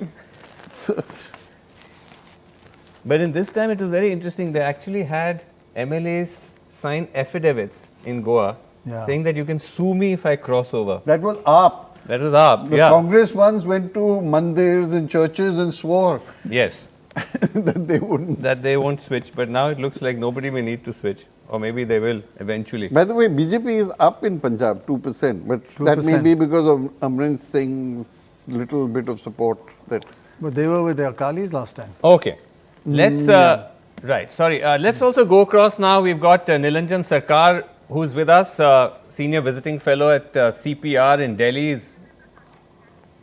and very close watcher of elections. But before that, Prannoy, we've got Jitin Prasada of the BJP is joining us from the BJP. Thank you very much indeed. Jitin Prasada was with the Congress, now with the BJP. Thank you for joining us. Thanks very much. Thanks, Jitin Prasada. So Jitin Prasada, congratulations. BJP's done very well, but your former party is collapsing today.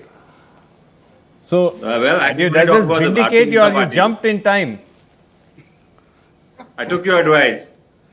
Oh my God. Don't say this publicly. Yeah, this is all you're supposed to keep this, after hours. But it's a very big day, BJP returning with a decisive mandate yet again. In 30 years, no party's done it in UP. Right. Yeah, it's huge. And the majority are also very large. It's just amazing. But you do have now one main challenger instead of a whole lot of opposition dividing the opposition vote. So your main target now is going to be Samajwadi Party. I think we talked to somebody already. Even after the elections, he started campaigning against Samajwadi Party. But is that your main worry now? No, it's not a worry. You know why? Because Prannoy, challengers have been there for quite some time. But any other party apart from BJP I've just seen, they are very, only when elections come do they descend on the ground. And 5 years they are just nowhere to be seen. And on the other hand, you have a BJP machinery from top to bottom, from the top leadership to the last worker on the ground, is 24/7. And that's what this result is showing, that people who are consistent, people will go with them. Even you had to work hard. For once in your life. So that's why he's wondering, did I do the right thing? But Jitin, to that point though, on a more serious note, what is the big shift you found between the Congress and the BJP? Yeah. No, I told you, there's this consistency, and the whole machinery is fully 24/7. It's not only when descending on election time, giving speeches and then vanishing. And that's what is happening with the other parties. They're not visible on the ground. But and all this talk about that Western UP will be a setback and some other community is angry is all collapsed, because from Western to Purvanchal, Eastern UP, you see the trend is the same across UP, and it's BJP is performing well across. Right. So Jitin, but now tell me, because even during this campaign, we saw many people from your erstwhile party crossing over into the BJP. What is your sense? Are there more people waiting in the wings, ready to jump, who you are in touch with? No, I am not into, playing the, what is it called, visa counselor of trying to, but I'm visa counselor. Who passports. I want to work, to be relevant in the areas, to do something for their supporters, contribute to a great leadership. This is the party. Okay. And I've seen it, the Prime Minister leadership, you can see is transcending caste, religion, region, and beating anti-incumbency. Transcending, did you say transcending religion? Exactly. All communities have voted. You will see even the minority Muslim women have voted for the Bharatiya Janata Party. But Jitin, not one seat given to Muslims out of 400. The only one seat is as an ally of yours. Apna Dal is the only party under which a Muslim is fighting. But last question to you, Jitin. When I asked you about the difference between the Congress and the BJP, you said work culture. But surely if you look at the language that was used during this campaign by the leaders of your party, 80-20 ka election hai, Kabristan, Shamshan Ghat, Abba Jan, the Prime Minister comparing the SP symbol to terrorist bomb blast in Ahmedabad. Surely that's a big difference. Are you critical of that? Let me tell you this. And this has all been and do you condemn this kind of language coming from, by the way, the highest levels of your party? No, this has all been hyped up by the opposition. It is very clear, before the code of conduct kicked in, the Prime Minister, Home Minister, Chief Minister doing development rallies from expressways to hospitals to universities. Development was the plank. And this kind of thing was built up to sidestep the real issues. No, but actions Jitin, speak louder than words. These things are all said. Happening in UP. No, Jitin, my friend, these are not things imagined. These were all said on the campaign trail by these leaders, and by the way, said again and again. No, if somebody says 80-20, it's for you to decipher what the connotation is. Yeah, if he's talking about people, 80% who want development, it's for you to everybody decide. Knows. Chalo ji. समझदार को इशारा काफी है, Jitin. Everybody knows when he says 80-20. Anyway, it's very difficult for you to be critical of your own party publicly. But anyway, congratulations. Thank you. I don't know whether you're going to become the visa counselor, but if you do, let us know, and we would like to know who's switching. For you, the doors are open for sure. Anytime. Oh my God. No visa. No, for you, the doors are open to come and join NDTV anytime. Thank you. Again, without a visa. Without visa also, okay. No, that offer was there when I was in college. I remember that, but... Was it? Oh my God. I missed it. Chalo, you made a wise decision.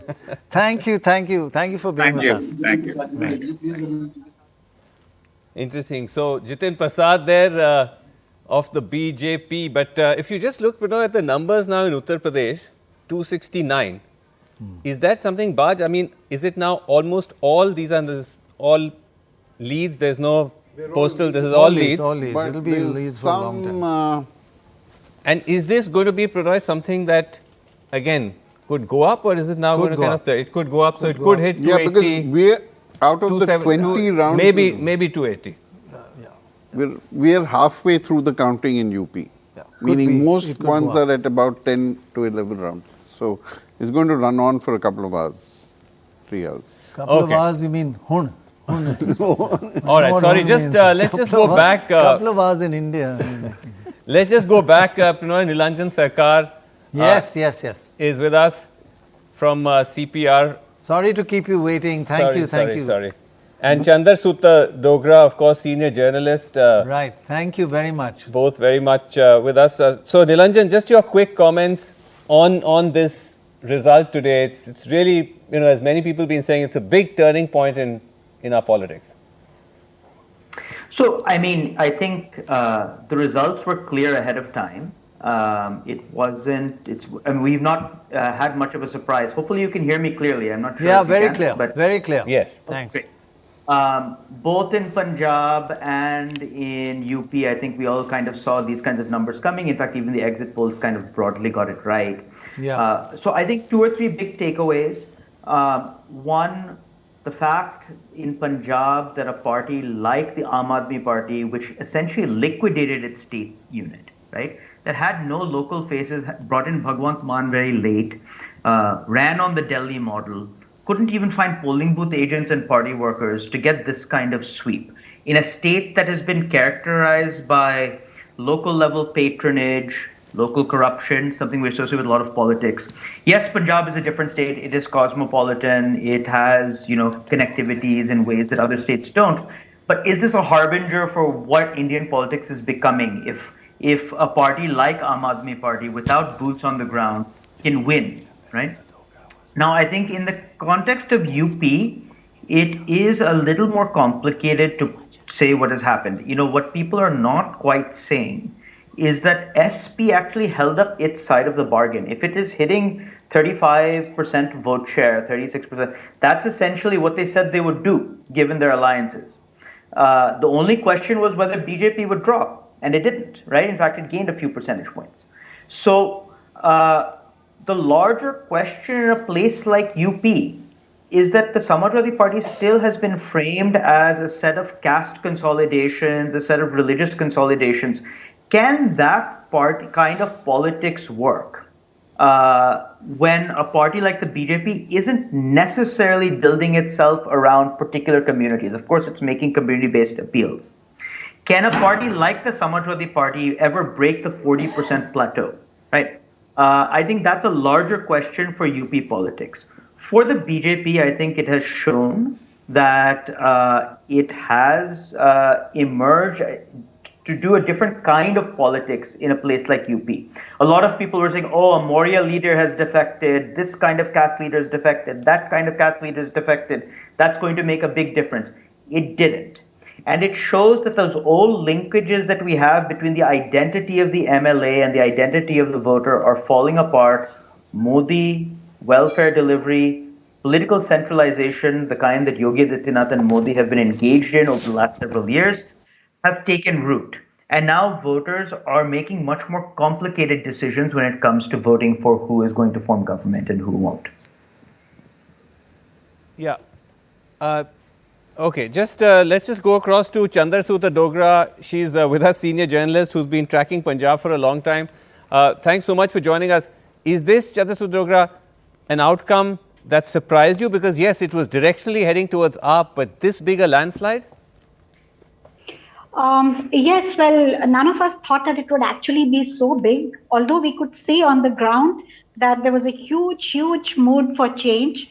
But, we have to see that it was the Aam Aadmi Party which capitalized on the mood for change, how they positioned themselves, talking about their Delhi model, talking about Punjabiyat. Although you have to, the Congress which has been decimated in Punjab also... Sorry, Chandrasutta, as you speak, we've got Bhagwant Mann pictures with his family. Yes, sorry, keep. Yes. पूरी दुनिया च जिन्ने पंजाबी वस रहे हैं सारे बहुत खुश है जिद्दां एक आज़ादी मिली हुंदी है उस आज़ादी का एहसास हर पंजाबी दे दिल विच हैगा इस टाइम मंच ते सुशोभित Yes. Sorry, Chandrasuta, please keep going. If I can continue. Yes, I'll please just do. talk about how the Congress, after it got rid of Amrinder Singh in September, also tried to position itself as a party which could bring about change. It brought in Navjot Sidhu, who made a lot of very interesting statements, Dhuadar kind of stuff. And then you had Charanjit Channi, the Dalit face, the first time ever, and said to be a game changer in Punjab. But what it failed to do was that, firstly, it was the same old style of functioning. Charanjit Channi, even though he was a Dalit face and there was huge enthusiasm amongst the Dalit community in Punjab in the initial weeks after he was appointed, but that started eroding very fast because he did not have anything concrete to offer to the Dalits. There was no proper agenda which the Congress party could put forward, and he himself was not talking much about the Dalits, for fear of alienating the upper caste, that is the Jat Sikhs and the Hindus, the upper caste Hindus, because they were very, very upset having a Dalit chief minister foisted on them. And there was so the party was very very wary of the fact that what if the upper caste vote slip away, so better not to talk too much about Dalits and their issues, but just a token offering which Congress thought would be enough to bring in the Dalit votes. But as we can see, it hasn't happened. And but on the other go hand, ahead. Let's look ahead a bit. How do you think things are going to change in Punjab over the next year or two? Well, firstly, the Aam Aadmi Party has to put its best foot forward, and we have to see how it does that. And what I can see is that since it doesn't have much of a Punjab leadership, very few people. So I think things will be remote controlled from Delhi. I think Arvind Kejriwal, probably one of his lieutenants, might be put in charge of Punjab to take control, more to look at things, because it has to show results very quickly in the first 1 year if it wants to retain the faith and the confidence of the people, and also going ahead, because at the end of the year is elections in Himachal, which is nearby, and those are and Gujarat later. So that's going to be they have their sights on those states. All right. Thank you so much. Thank you. Thanks, Chandra. Just a quick comment, Prannoy. Preeti Menon of Aam Aadmi Party is with us. Preeti Menon, again, sorry to keep you waiting, but congratulations to you. Fantastic performance. Amazing. Many congratulations. Huge victory. Preeti, just a quick question about this concern that some people have raised, that given the fact that you're such a new entrant in Punjab, you have to set up a whole machinery for some time at least. Will it have to be kind of controlled, managed and steered from Delhi? I think that the skepticism is unjustified, considering that Bhagwan Mann has won with the hugest mandate in history in Punjab. And I think therefore you should credit him with the ability to run the government and to run a successful government on the model which we have had in Delhi. So I think we should trust a man who has done such a phenomenal job in the electoral in the election. And the skepticism is unjustified, but we've been through it before. When we won in 2015, we heard the same thing. Who are they? They're newbies. They don't have any great leaders. They won't be able to do anything. But we did it. We did it so well that in the second election that we had, we could just simply say that if we work, vote for us, otherwise don't. That confidence came from the ability, the integrity of the people who may be nobodies to you, but are actually good, great governors. So I think that is the thing that's going to play out in Punjab. Under the leadership of Bhagwan Mann and under the model of Arvind Kejriwal, the Punjab leadership, I mean, there are people like Jeevan Jog who are defeating Majukia and Sidhu in one go. These youngsters are going to take over and they're going to bring about a new Punjab. And I think there's a major change in national politics as well. I mean, the rise of the ordinary man, it is a complete end of dynastic politics. We've seen dynasties like the Badals, dynasties like the captains. Bhagwan Mann, who you're speaking about, is about to speak. And I think that's what you should see nationally happening now.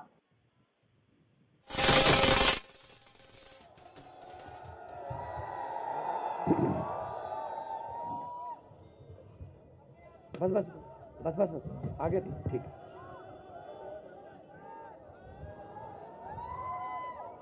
फतेह प्रवान करो वाहिगुरु जी का खालसा ਵਾਹਿਗੁਰੂ ਜੀ ਕੀ ਫਤਿਹ।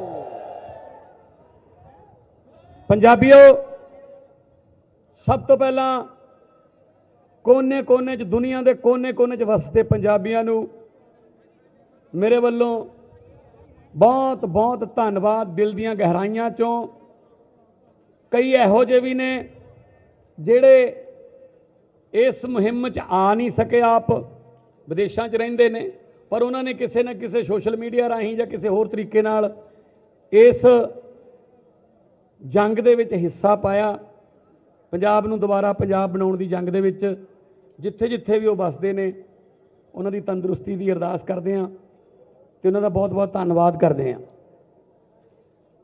ਵੀਰੋ, ਤੁਸੀਂ ਦੇਖਿਆ ਹੋਣਾ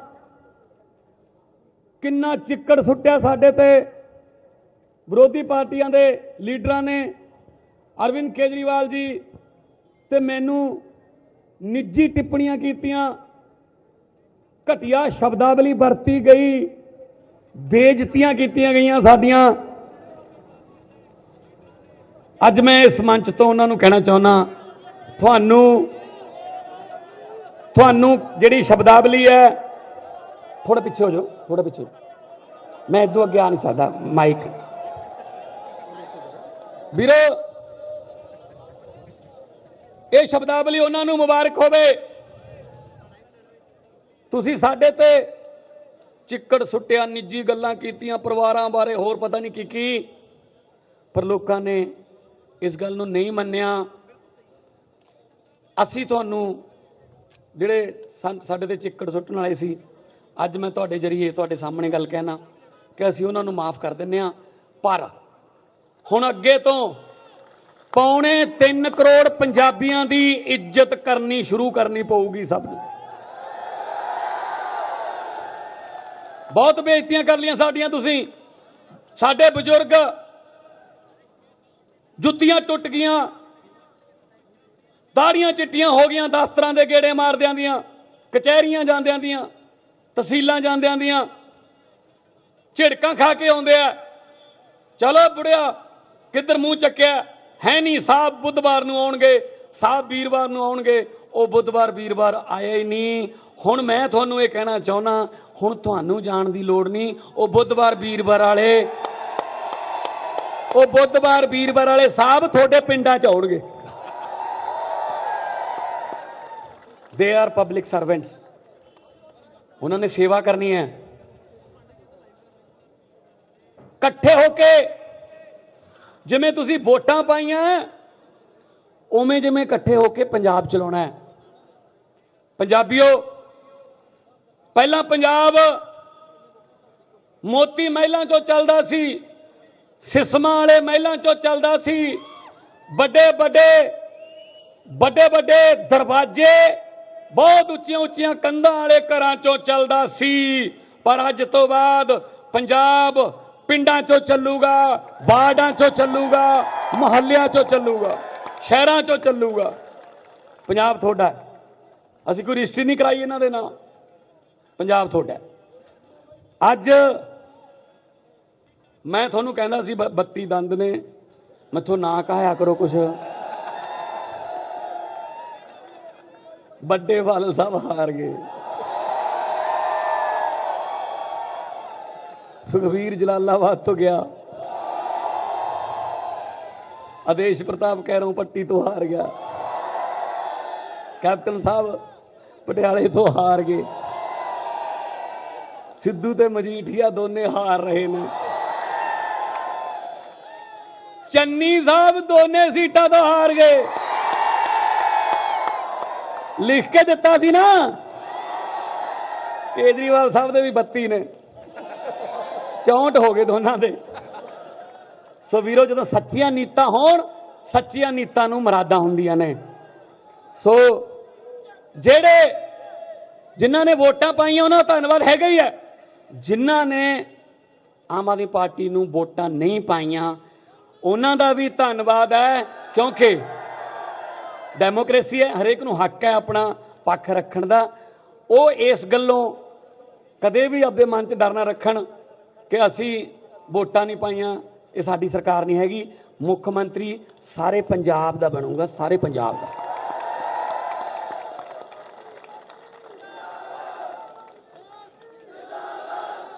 ਸੋ ਵੀਰੋ, ਇਹ ਹੁਣ ਤੁਹਾਡੇ ਤੇ ਹੈ ਕਿਵੇਂ ਆਪਾਂ ਪੰਜਾਬ ਚਲਾਉਣਾ ਹੈ। ਸਭ ਤੋਂ ਪਹਿਲਾਂ ਮੈਨੂੰ ਫਿਕਰ ਜਿਹੜਾ ਹੈ ਉਹ ਬੇਰੁਜ਼ਗਾਰੀ ਦਾ ਹੈ। ਪਹਿਲੇ ਦਿਨ ਹੀ ਹਰੇ ਰੰਗ ਦਾ ਪੈਨ ਬੇਰੁਜ਼ਗਾਰੀ ਦੂਰ ਕਰਨ ਵਾਸਤੇ ਚੱਲੂਗਾ। ਹੌਲੀ ਹੌਲੀ ਤੁਹਾਨੂੰ ਲੀਡਰਾਂ ਦੇ ਕਾਫਲਿਆਂ ਚੋਂ ਬਾਹਰ ਕੱਢਾਂਗੇ। ਆਪਾਂ ਮੋਟਰਸਾਈਕਲ ਦੀ ਭੀੜ ਦੇਖ ਲੈਂਦੇ ਆ ਕਿ ਇੰਨੇ ਮੋਟਰਸਾਈਕਲ 200 ਮੂਹਰੇ ਆ, 300 मोटरसाइकिल पीछे है। मैंने पत्रकार आया एक, कहता जी कैसा लग रहा है, दिल्ली तो आया सी, इतने मोटरसाइकिल यूथ के तुम्हारे आगे चल रहे हैं और इतने मोटरसाइकिल पीछे हैं, कैसा लग रहा है। मैंने कहा जी बहुत बुरा लग रहा है। कहते ये कैसा जवाब है, नेता लोग तो खुश होते हैं कि यूथ हमारे साथ है।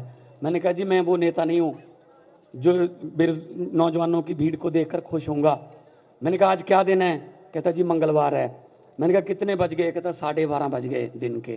मैंने कहा वर्किंग डे है, काम करने का दिन है। ये मेरे साथ क्यों है, इसका मतलब ये बेरोजगार हैं। ये सैटरडे संडे को मेरे साथ आ जाते मुझे कोई दुख नहीं था। मैंने ये भीड़ जो है ना सोमवार मंगलवार बुधवार वाली वो कम करनी है और नौजवानों के हाथों च टीके ने, वो फ्रस्ट्रेशन च ने, वो कोई अचान नहीं। Okay, all right. So we go from Punjab, the big winner there, Bhagwant Mann, to now breaking news coming in from Goa, where the BJP has said that they formally have got the support of 3 independent MLAs.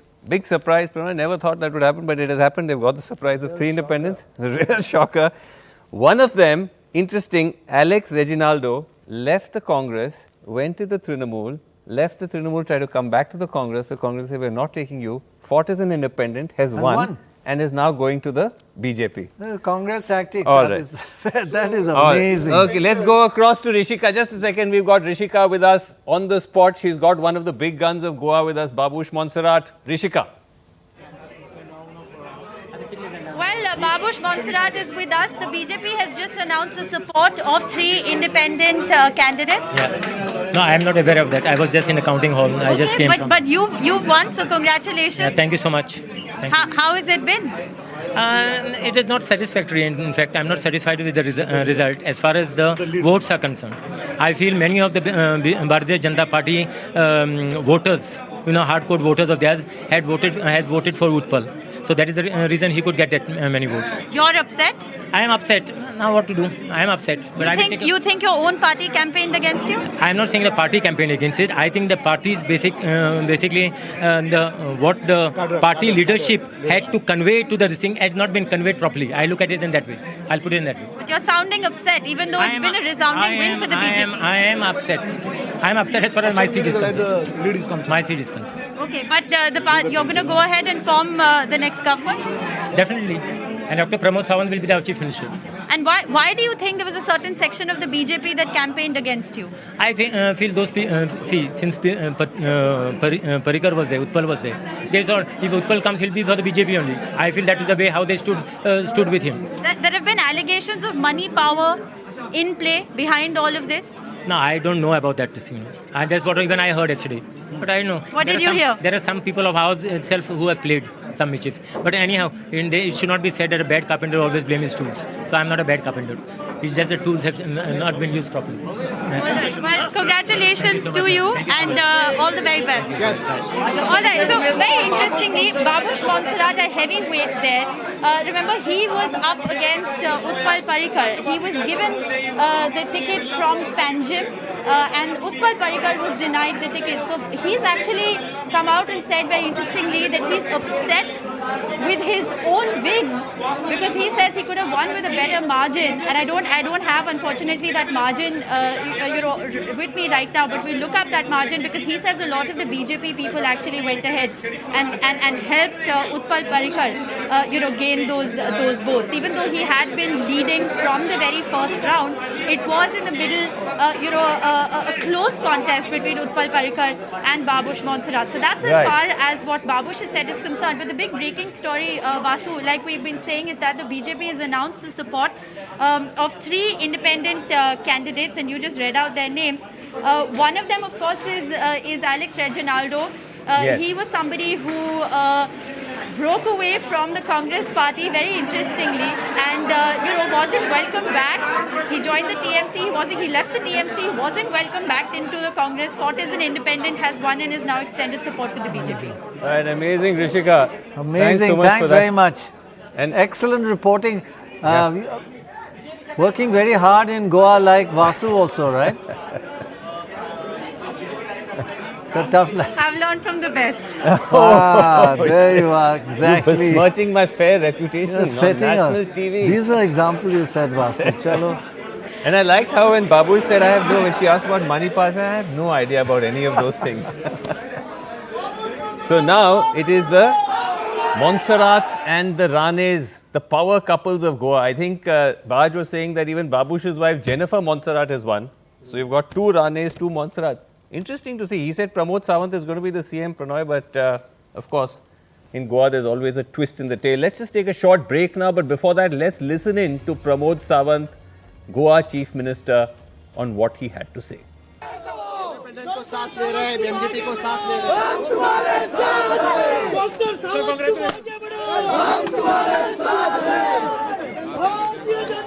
Congratulations.